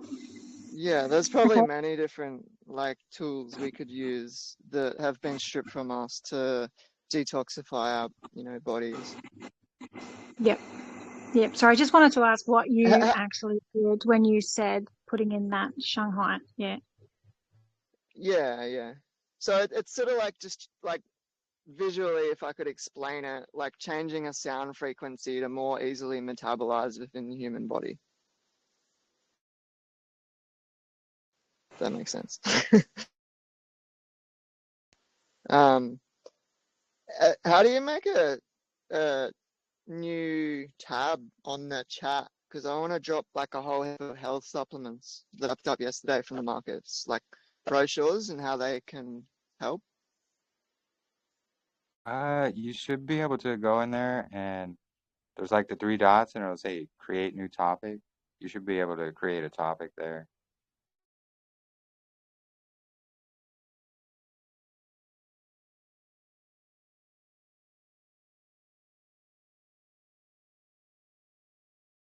If not, let me know or any of the admins know and we make a tab for you for sure.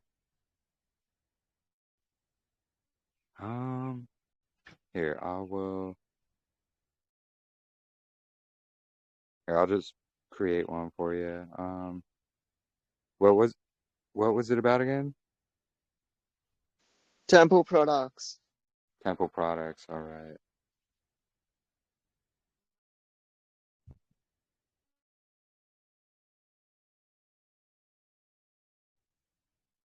All right, I created there for you, brother. Yeah, feel free to share.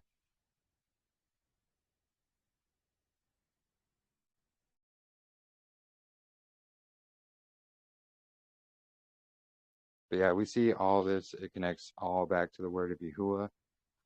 You know, and we were talking about the stones and the rocks there in scriptures, you know, the stones in the best breastplate of, you know, the priesthood. And the water that came out of the stone, the rock of Horeb, the one that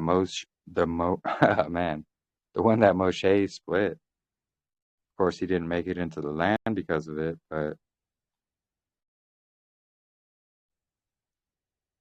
and that's a pretty cool idea there. Is that a water bucket? That's cool. Yeah, so Yeah, you gotta upgrade to the copper vessel. right?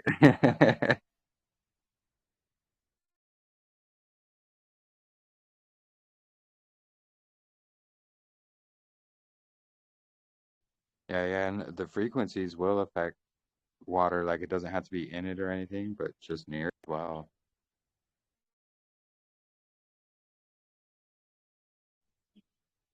Yeah, an engraver that'll work.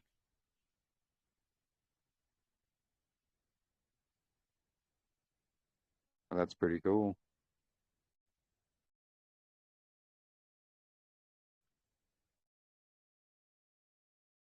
Yeah, so we see the importance of all of this and how important it is to Yahuwah because Yahuwah works in cycles just like that. Everything cycles out, it gets proportionately bigger each time, just like the golden ratio that we saw. You know, how the frequencies that affect water, the fire, like sand, everything.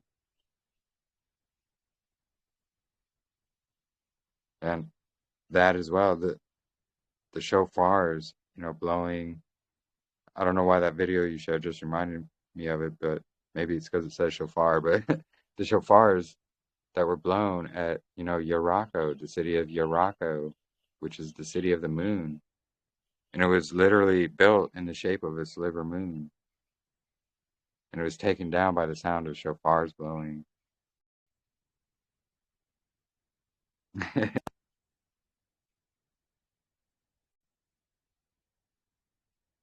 But yeah, Jermaine, if you would like, if you're up to do your reading, if you're free to do it, I'll let you just about it. Who was timing right there? Yeah, no, perfect, sister. If you're ready, go for it. Yeah, okay. So, like I said in the chat, I'm reading from 23 and 24 in Psalms from the Lexham English Septuagint. And for you guys, what did I say? 24 and 25, I think. 23, a Psalm of David of one of the Sabbaths. The earth is Yahuwah's and the fullness of it, the inhabited world and all those who dwell within it. He laid the foundation of it upon the sea. Upon rivers he prepared it. Ooh, lots of water. Who will go up into the mountain of Yahuwah? And who will stand in his holy place? The innocent one with respect to his hands, and the clean one with respect to his heart, who does not take up his soul with vanity, and does not swear with cunning against his neighbour. This one will receive a blessing from Yahuwah, and mercy from Elohim, his Saviour. This is the generation of those seeking him, of those seeking the face of the Elohim of Jacob. Lift up the gates, those rulers of you. Lift eternal gates, and the King of glory will enter. Who is the King of glory? Yahuwah, mighty and strong. Yahuwah, strong in battle. Lift up the gates, those rulers of you.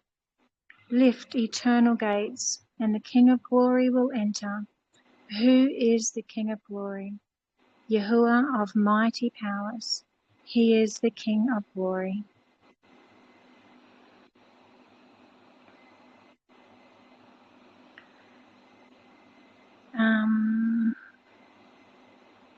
I just wanted to just say in 4 there, the innocent one with respect to his hands, and the clean one with respect to his heart. That's who's going to go to the mountain of Yahuwah, and who will stand in his holy place. The innocent one with respect to his hands, and the clean one with respect to his heart. His heart. It's all about the heart, right? The heart and the mountain of Yahuwah, Mount Zion. I love it. Yes. Yes. Okay, 24. To you, O Yahuwah, I lift up my soul. O my Elohim, upon you I have trusted. Do not let me be put to shame, nor let my enemies laugh at me. Indeed, all those who wait upon you will be put to shame. Let those who act lawlessly to no end be ashamed. Yahuwah, make known to me your ways, and teach me your paths. Lead me in your truth. Teach me, because you are Elohim, my Saviour, and I await you the entire day. Remember your compassions and your mercies, because they are from eternity. Do not remember the sin and ignorance of my youth. According to your mercy, remember me. On account of your kindness, O Yahuwah. Good and righteous is Yahuwah. On account of this, he instructs in the way those who are sinning. He will lead humble ones in justice. He will teach the humble one his ways. All the ways of Yahuwah are mercy and truth for the ones who are seeking out his covenant and his testimonies. On account of your name, O Yahuwah, also pardon my sin, for it is much. Who is the person who fears Yahuwah? He will instruct him in the way that he selected. His soul will live with good things, and his seed will inherit the earth. Yahuwah is the strength of those who will fear him. The name of Yahuwah, of those who fear him, his covenant is for showing to them. My eyes, through all circumstances, are on Yahuwah, because he will draw out my feet from the trap. Look upon me and have mercy on me, because I am alone and poor. The afflictions of my heart were multiplied. Deliver me from my tribulations. See my lowliness and my trouble. Forgive all my sins.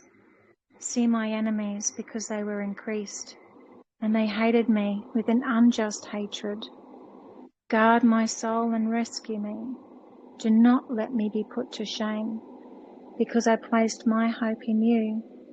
Innocent ones and upright ones joined fast together to me, because I awaited you, O Yahuwah. O Elohim, redeem Yasharal from all his afflictions.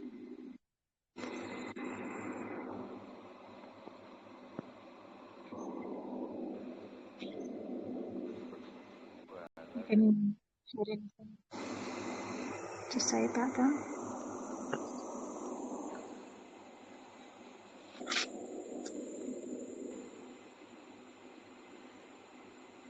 It's all very good. Yeah. And we see him, asking Yahuwah to cleanse him of his sins. And it just reminds me, he wants us to walk perfect, be perfect. Not that we are perfect, but that he will cover our sins if we choose to follow him and his heart, his way. Yeah. I love Telahim. It's awesome. The Psalm. Yeah. Yeah. We slip up and we get back up again. We fall down and we get back up again. And he forgives. Yeah, exactly.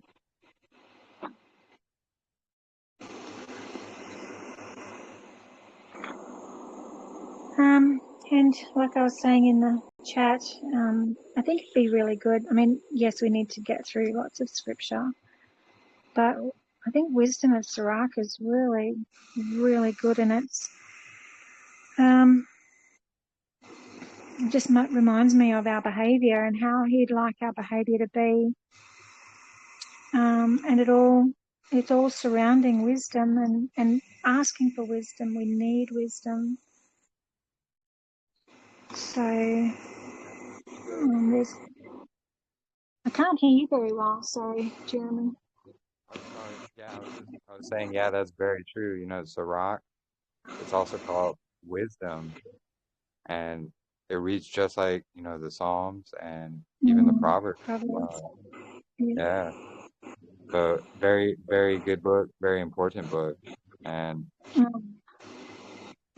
even the Wisdom of Solomon as well, that's a really good book as well, because it reads very similar also.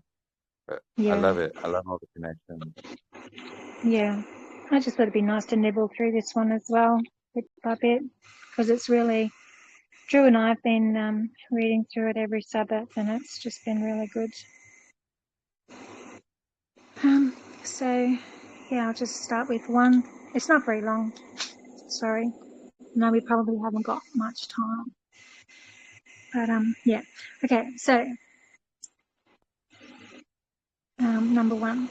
All wisdom is from Yahuwah, and it is with him for eternity. Who will count the sands of the sea, and the drops of rain, and the days of eternity? Who will search out the height of heaven, and the breadth of the earth, and the abyss, and wisdom? Wisdom was created before everything, and prudent understanding from eternity. To whom has the root of wisdom been revealed, and who knows her great deeds? There is only one wise and fearsome seated upon his throne. Yahuwah himself created her, and saw and measured her. He poured her out upon all his works, together with all flesh, according to his gift, and he supplied her to those who love him. I'll just stop there for a second. To those who love him. And so I was saying to Drew yesterday, it says, how do we love Yahuwah? Is to keep his commandments. So he will supply her to those who keep his commandments. 11. The fear of Yahuwah is glory and honor and gladness and a crown of joy. The fear of Yahuwah delights the heart and will give gladness and joy and length of days. The one who fears Yahuwah will be well at the end, and he will find grace on the day of his death. To fear Aliyam is the beginning of wisdom, and she was created in the womb along with the faithful, and she built a foundation of eternity with humans, and she will be entrusted with their seed.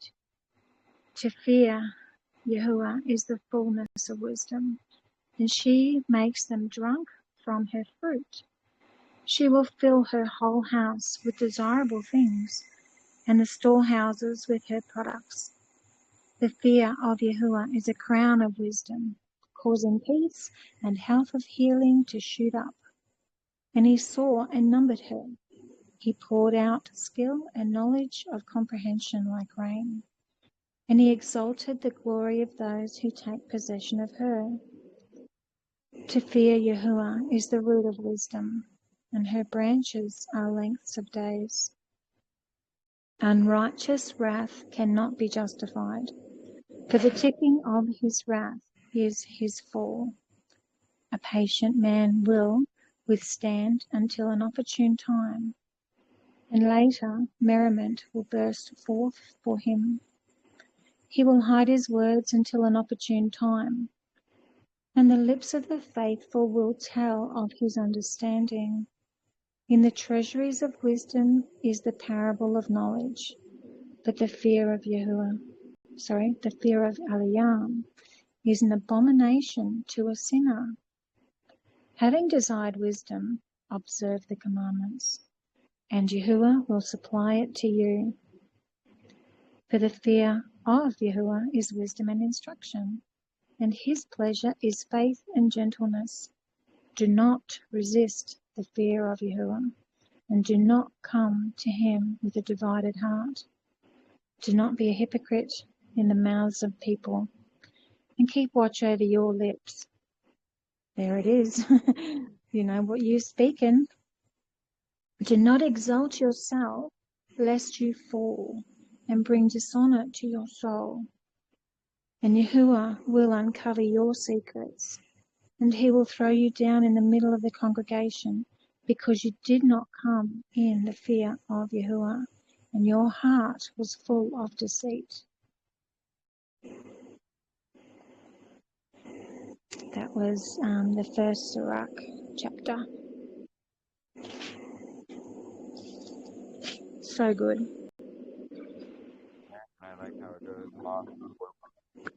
You know, our words have effect on people, and we could either speak life or death. And we speak life when we choose to follow Yahuwah.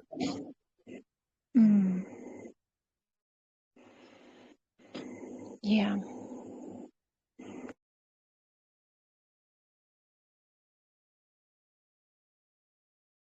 Oh, thank you very much, sister. We appreciate your reading. We enjoy it very much, actually. I know I do. And I think it's awesome you chose to include Sirach in there. Yeah, thank you. Yeah, I really like that. I'm sorry it's so late as well into the whole meeting. It's just, you know, it's different timing here and we've got different things going on. But I like to try to get it in before the 4th hour, you know, when you have to cut off the recording. Yeah, no worries, sister. It's all good. We appreciate it. And it's Telegram that only allows the 4 hours. I would let it go, but it cuts off at 4 hours and I got to restart the recording. But it's all good. No worries. Let's see. We're actually at 3 hours and 38 minutes in. So perfect timing still. But yeah, thank you very much, sister. We appreciate you being able to read that. All good. Thank you. Yeah. And yeah, Sister Marissa, did you want to play a song for us here? Lead us out Yeah. with the song. Huh? Lead us out with the song, I guess. Yeah. Well, and I just kind of want to share some background to this song because we were talking about the living waters and everything. And I know I've shared this story with a couple of people, but maybe not all of you. But about a month ago, I was having a really rough day, and I was just sitting there with my ukulele and playing some of the chords that I know that I like the sound of. And so as I was just like plucking the strings, I heard a voice, like very muffled, like this was supposed to be a song. And as I'm like playing through the chords, then the sound of the voice and the words came through. And to me, like, that muffled sound was hearing it underwater or like through water. That's what it sounded like to me. And so, yeah, so I thought, well, this would be a really good song to play.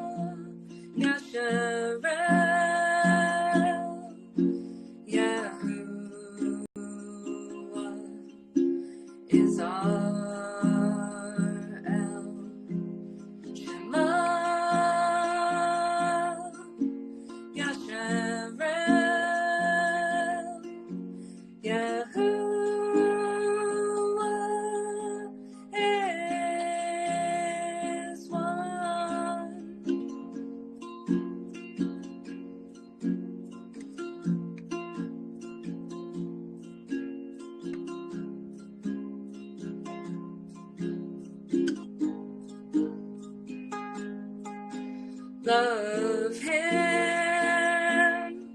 with all your heart, with all your soul, with all your might.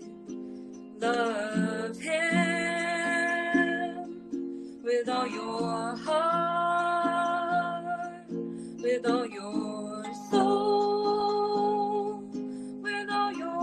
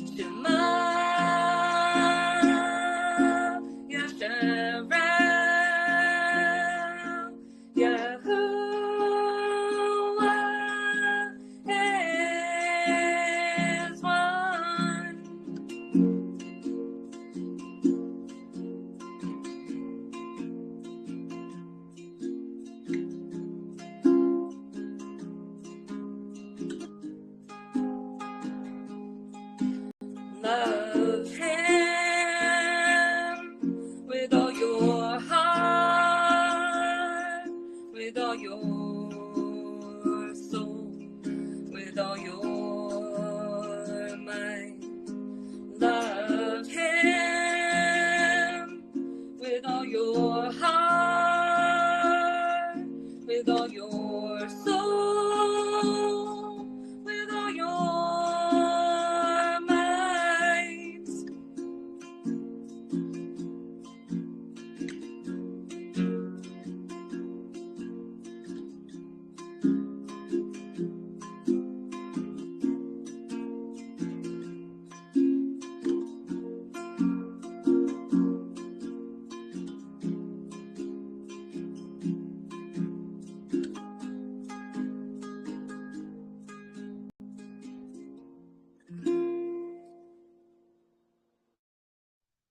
All praise to the Most High Yahuwah. Beautiful. We love it. Good choice of song. That is nice. Thank you, Marissa. Yes, Thank you thank very you, much. Marissa. Just all praise to the Most High. Love it.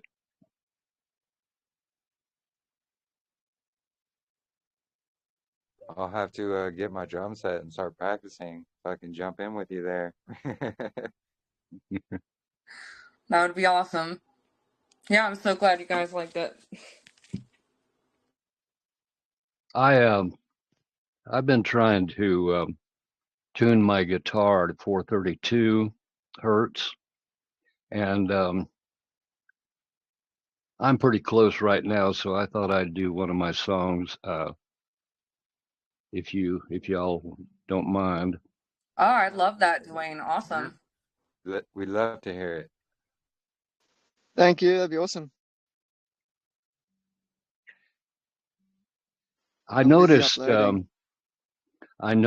that when I tuned this to 432, it's not quite in. I think I need to put new strings on this guitar, but it's close anyway. But this is my Abba Yah.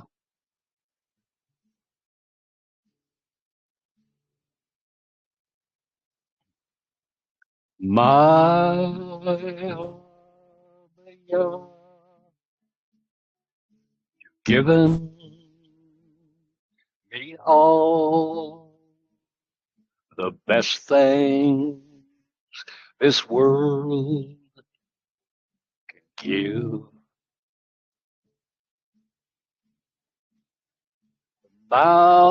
Mountains and seas, the valleys and the trees, more precious than gold to me. Then there's your word, the best thing I've heard in my life.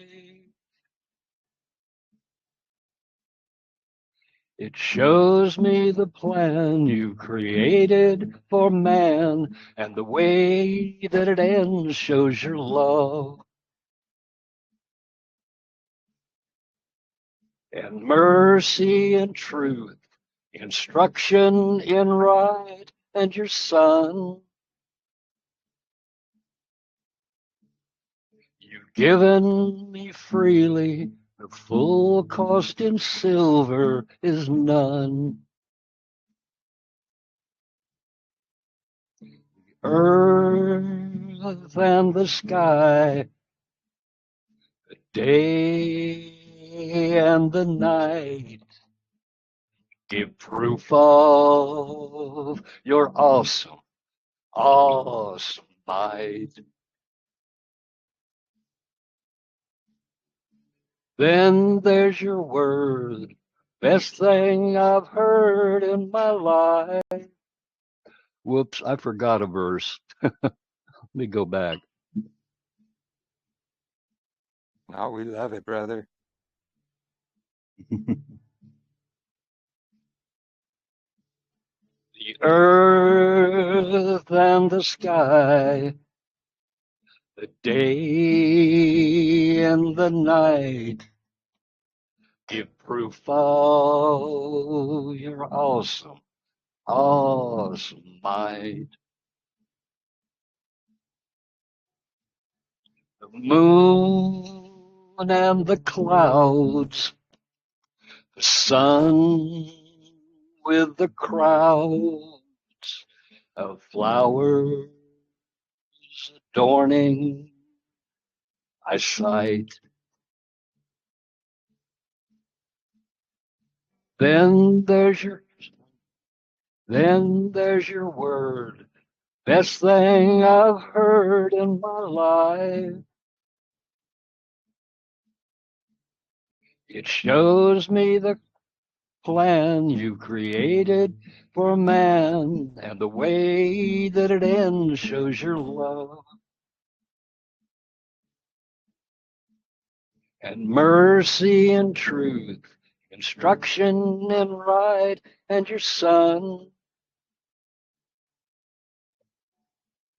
You've given me freely, and the full cost in silver is none.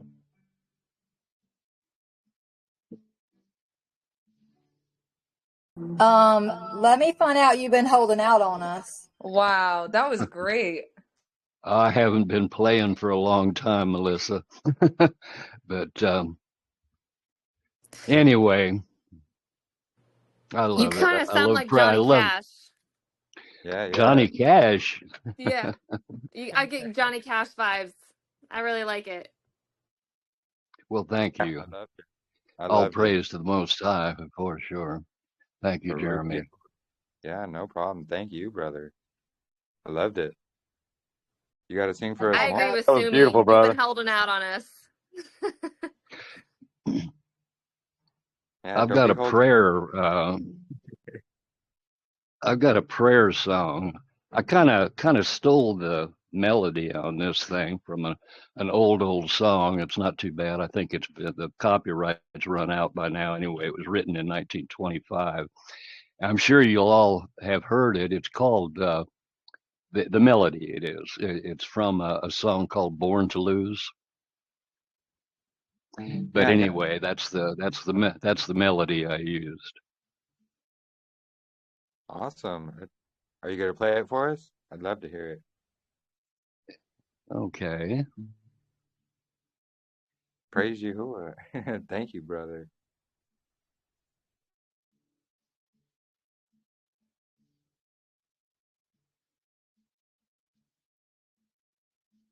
Father Yah, you mean so much to me.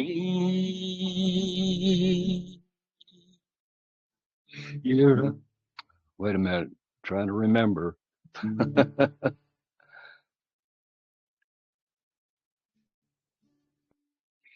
You sent your son for all the world to see.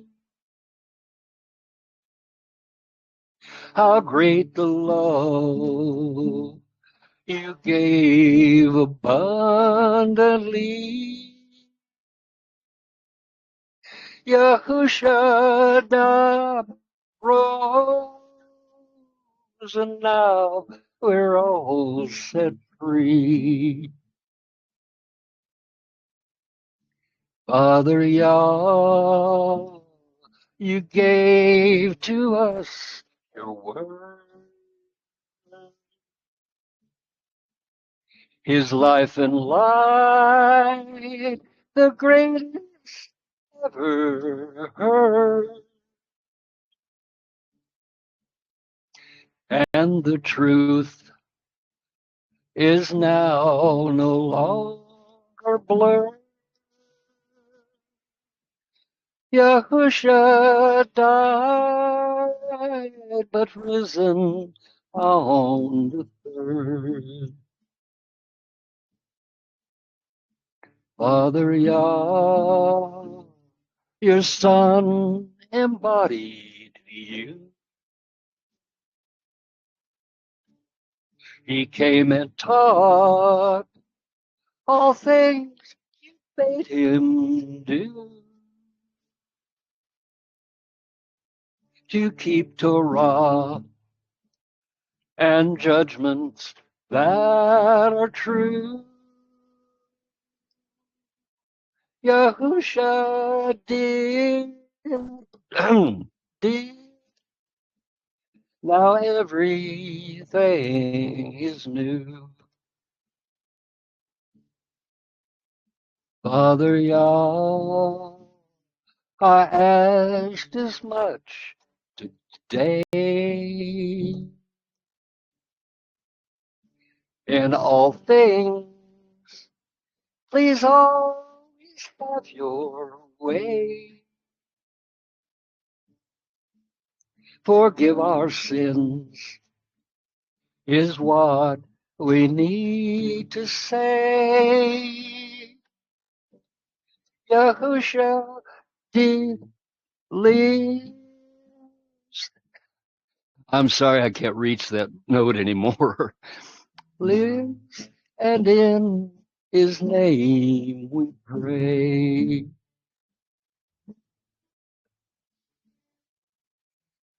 Wow, it was hard getting through that.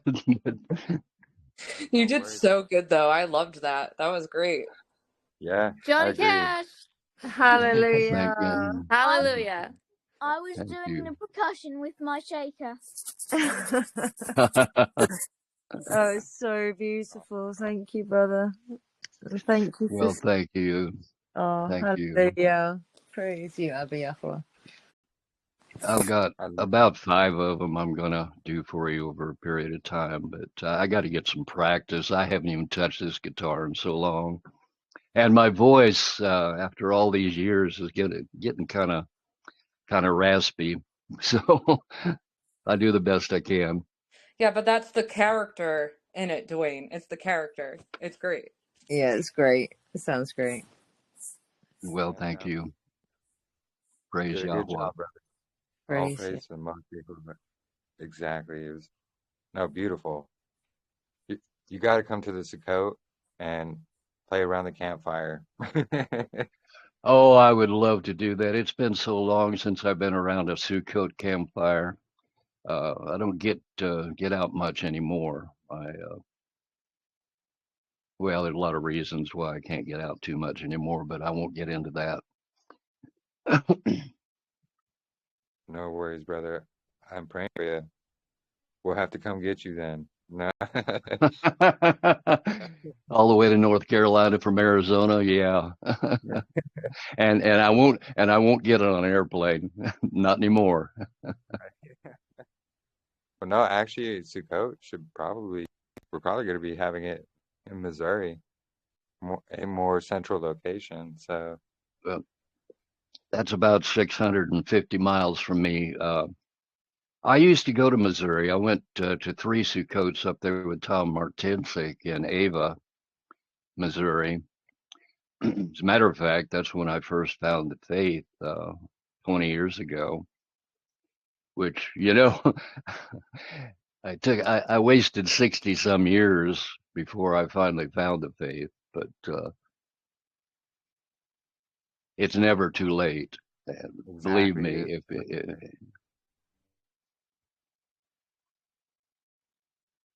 sorry, brother. I didn't mean to interrupt. Oh, that's all right. That's all I had to say. Okay. It doesn't matter how old you are. I feel the same way, Yeah. What did you But say? it doesn't matter. Yeah, it doesn't matter how old, how Never far too along. early, never too late. Yeah, boom, there you go. Out of the mouth of babes. Well, I still feel like I'm a child of Elohim. Yeah, absolutely. He's what's given me long life, and I have been blessed so much more than I've ever deserved. Praise his name. Yeah, Baruch Yahuwah. Honestly, I'm sure many of us, I know I feel the same way, He gives so many blessings. And, when we choose to follow him, that's how, he reveals himself in our lives by giving us these blessings and just allowing us to even make it by some months. He always covers, he always protects. And when we choose to follow him, he's got us.